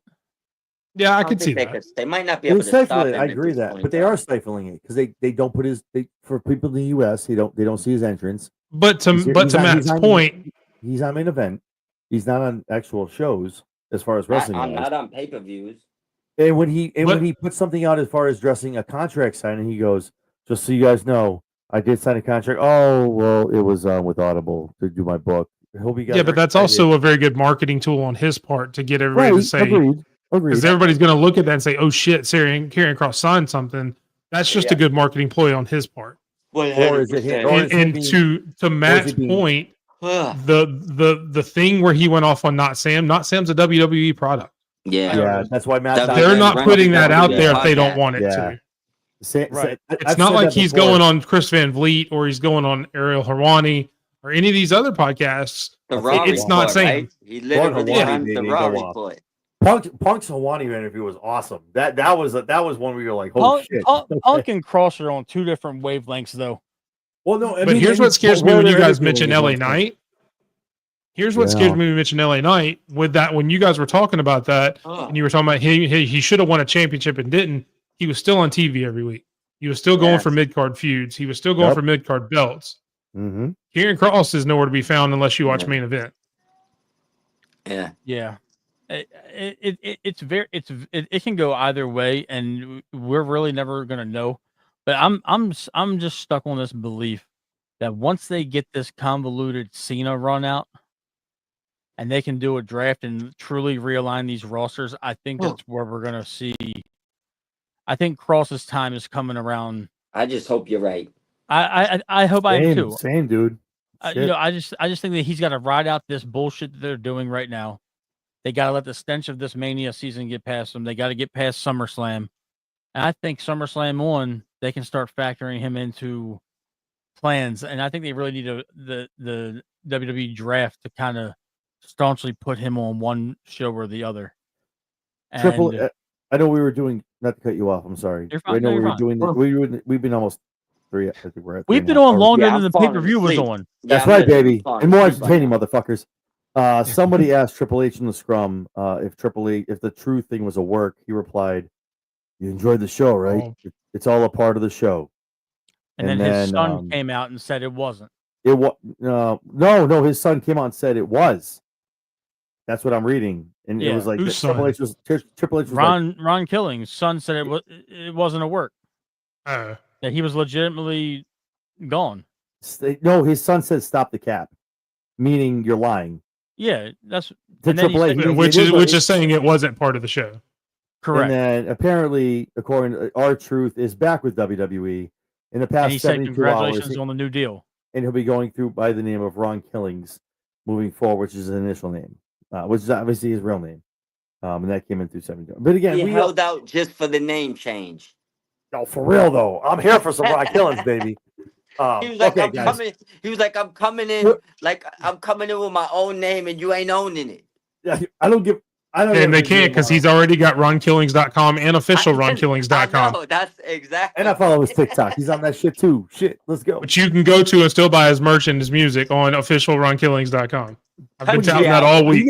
Mike, Just you let get him perks know for the that country shit? album, Mike, let you him get perks know. for that shit? No, but I love R-Truth and I'm going to support that man regardless whether he's WWE or not. Which So you I wanted should. to make sure. You should. And that was the whole point of my video last week when he got released is you can blame TKO, you can blame Triple H. I don't give a damn. I want to support R-Truth. So I wanted to put that out there for people who don't want to look at it, who want to see this stupid face for 15 minutes and say, this is how you still go support R-Truth. If you still love Ron Killings or you still love R-Truth and you want to support that man because he's giving you 20 years, you go to official RonKillings.com. You go to his merch site, which is RonKillings.com. You download his music. He's got a brand new country album. He's got T-shirts. He's got hoodies. He's got everything you need to do. Still support him. And God love the man. He's a national treasure. I agree with Mike a whole 100%. But not for nothing. Con Man just freaking tweeted an hour ago, hey, let's have an experiment. We want Carlito. Let's do it. Yeah, hey, it has begun. It has Last begun. question. We're going long, guys. 4 hours. Jesus, we're right. we're looking at AEW pay-per-view hours here, guys. Let's go. If you want to go 4 hours, make sure you try Blue Chew. And Zoe Energy. But if it's longer than great pairing. But if it's longer than 4 hours, make sure you seek medical attention. Yeah, you Counseling in Blue Chew. You Great should not advice. have to beat it like one of those clowns, like coming back at you. You don't want to do that. And don't forget, if your Blue Chew makes you go 4 hours, make sure you try some Zoa Energy. And make sure you don't take that Blue Chew before you go see your counselor. Oh my God! Yes, please do that. Or before you go to church. That would be awkward too. Don't go to church with Bluetooth. Oh my God, Jesus! Oh no, Jesus! Oh my God! Shameless Blue Chew drops. Only the Lord should be rising on Sundays. So listen. To answer this question, yes, Aaron, Ron Killings does have a country album. It just came out about a month or two ago, and it is fire. All right, last question I have for the panel. I'm going to start. I'm going to use Mike Norton last. I'm going to start with Big Mike and just go around for guys counterclockwise. No, clockwise. Let's start with Big Mike. It was a question in here. It might have been Aaron. I don't know. Stop! Don't stop it! Don't do that. I fucking hate you. How Stop did y'all it! just, Don't do that what is shit. going on? It's fucking late, That's dude. me. Don't do this shit to me. He's sitting man. there trying to figure out clockwise and counterclockwise, so I just figured I'd fuck with him for a Yes, second. yeah, you just Because I'm yeah. an asshole. 2:30. This guy's like, whoo, Yeah, where he's am a I? masshole. I'm just an asshole. That's all there is to it. Me and Norton, baby, massholes, baby. I saw it in the comments, and take as long as you want on this. No one's gonna interrupt you. All the time you need. You just consider this your closing argument. When it comes to AEW and it comes to Cody Rhodes, does Cody Rhodes ever go back to AEW? Big Mike, I'll start with you. So I get all the time I need? And the clock starts now. No. It's all the time I need. Oh my God! Here we go. I concede my time to the gentleman from Massachusetts. Oh, I don't know where Matt Trigger's from. So I only know Baltimore. where Mike's from. You're going to I Matt concede first? my time for the good man from the good person from Baltimore. No, Shit. Okay, Matt, go ahead. no way. Never. He completed his story. He fulfilled his family destiny. Once he's out of WWE, he's going to be at home with his wife and kids and the dog. Or Hollywood. Yeah, be on Good Morning America or something. Oh Jesus. Probably be a producer at the end of the day in the back of the like his. Like, Well, I mean, he lives in Atlanta. He could be at Tyler Perry Studios tomorrow. So Well, Yep. he's gonna be Hang like out with those Dusty. guys. He's gonna be like Dusty. He's gonna be at the Nightmare Factory, and he's gonna be at NXT, like harboring these young men and women. Correct. Like, be That's like, true. He's too, yeah. he's a Yeah. lifer. So the short of it, no. You are it, baby. You could not sell it. You could not get rid of it. You are it. Oh shit! All right, Random never thing with going the back. Jet. That's what Big Matt feels. He's never going back. Mike, you have no comment. Before I even answer it, right? Did you Go hear ahead, that baby. Dusty Rhodes AI prank calls? No. Oh my God, you gotta find it. Who the hell's doing I'll that? tag you in it. Somebody made an AI of That is not Dusty cool. Rhodes pranking people. Nah, bro, this Christ. is it's too hilarious, bro. Like, yo, he's calling What's up, people baby? looking I'm for just Ric asking you. Flair What are and your four what are the horsemen. last It's like, four of your social? yo, listen, somebody must have did like the voice changer or something, but it's no. hysterical. I'm Oh my gonna God. tag y'all in it. But Please, Jesus. to answer your question, Ever. my answer is yes. I don't know if he'll ever wrestle in That's his baby. AEW again. And I'd assume that most likely if he does, he would. But my thing is this. He told us he's about to take us on the wildest ride we've ever been on. Something we've never seen Here we before, go. right? Yeah. I believe he already finished his story. Now he Mhm. goes to go back and be president of the other company. I Shut the believe his fuck up. spot's I Shut the believe his fuck spot's up. still waiting for him. As long I as think- Tony's over there, he'll never have the power that he wants. Yeah, but I don't think once I think once his wrestling side's done, I don't think that matters. I think personally him and the Young Bucks are on great terms again. I think that's probably the split apart has done probably the best thing for them guys. Cause I think you're right. They was probably ripping each other's hair out at each other's throats. Sometimes best friends working together is not really the thing to do. But once they're all out the ring, I believe Cody has a higher position with a higher payroll in AEW than he'll ever have in WWE. So if What if Cody AEW is bought still there, AEW? I think Cody will eventually find his way back to the company he started.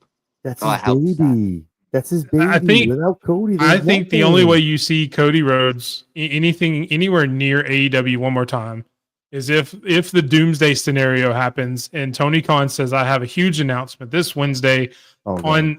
on AEW Dynamite, and we wait for Tony Khan's music to hit and you hear doom doom wrestling only has one company now. And they merge. I know. That's the only time that would ever happen. The name on the contract says Rhodes. And I'm not saying, and again, my answer was no, so I'm not saying that's going to happen, but I'm saying that's Yeah, the only scenario I see it happening. I see one person that could ever, and I ain't saying merging because I don't even think that's possible. Never. No, But- my God. But Never. I Oh, my only God. see one person, and I end it with this, and whatever y'all do, because I'm falling my ass asleep. Yo, right? same fam. But I will end it with this, right? There's one person I believe. Let's see the timeline. Maybe say 8 to 10 years from now, right? That I believe could at that point get the WWE and AEW to work together. Here we go. And it's Brody Jr. He's already working for both of them. Oh, He signed to AEW and he's at every WWE Yup. pay-per-view.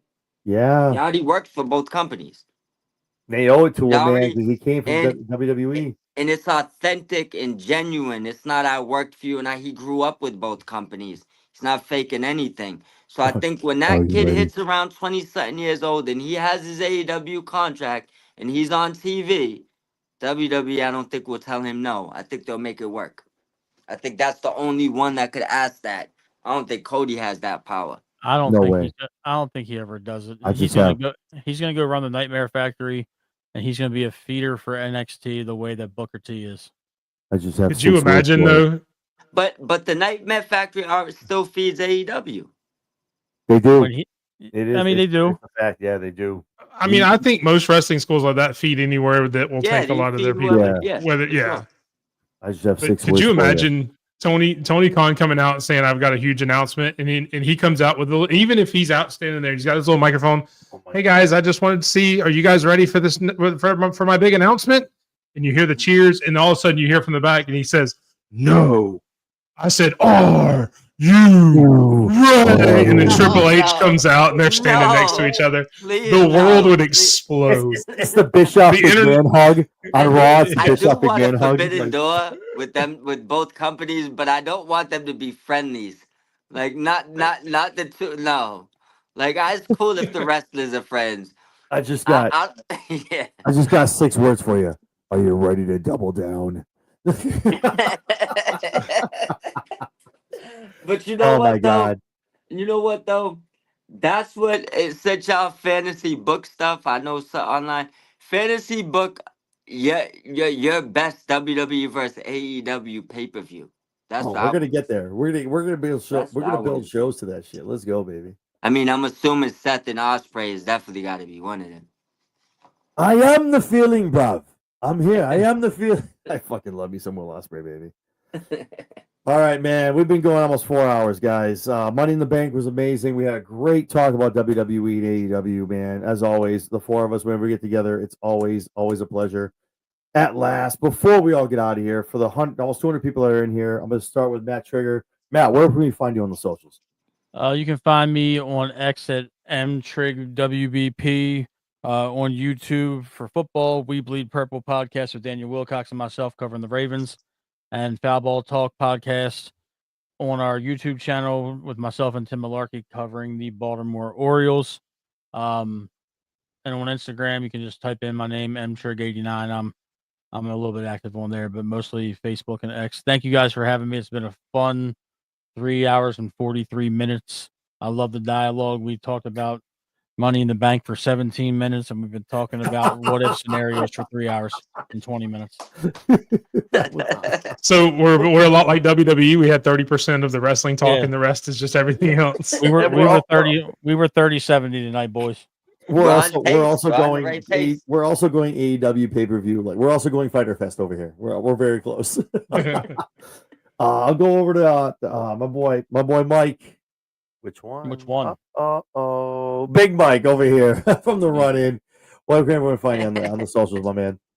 You see it down there by my shoulder at _Big Mike 27, pretty much on all socials. You can also look me up at the Running Wrestling Podcast on YouTube. We are live every Thursday night, 8 o'clock Central, 9 o'clock Eastern.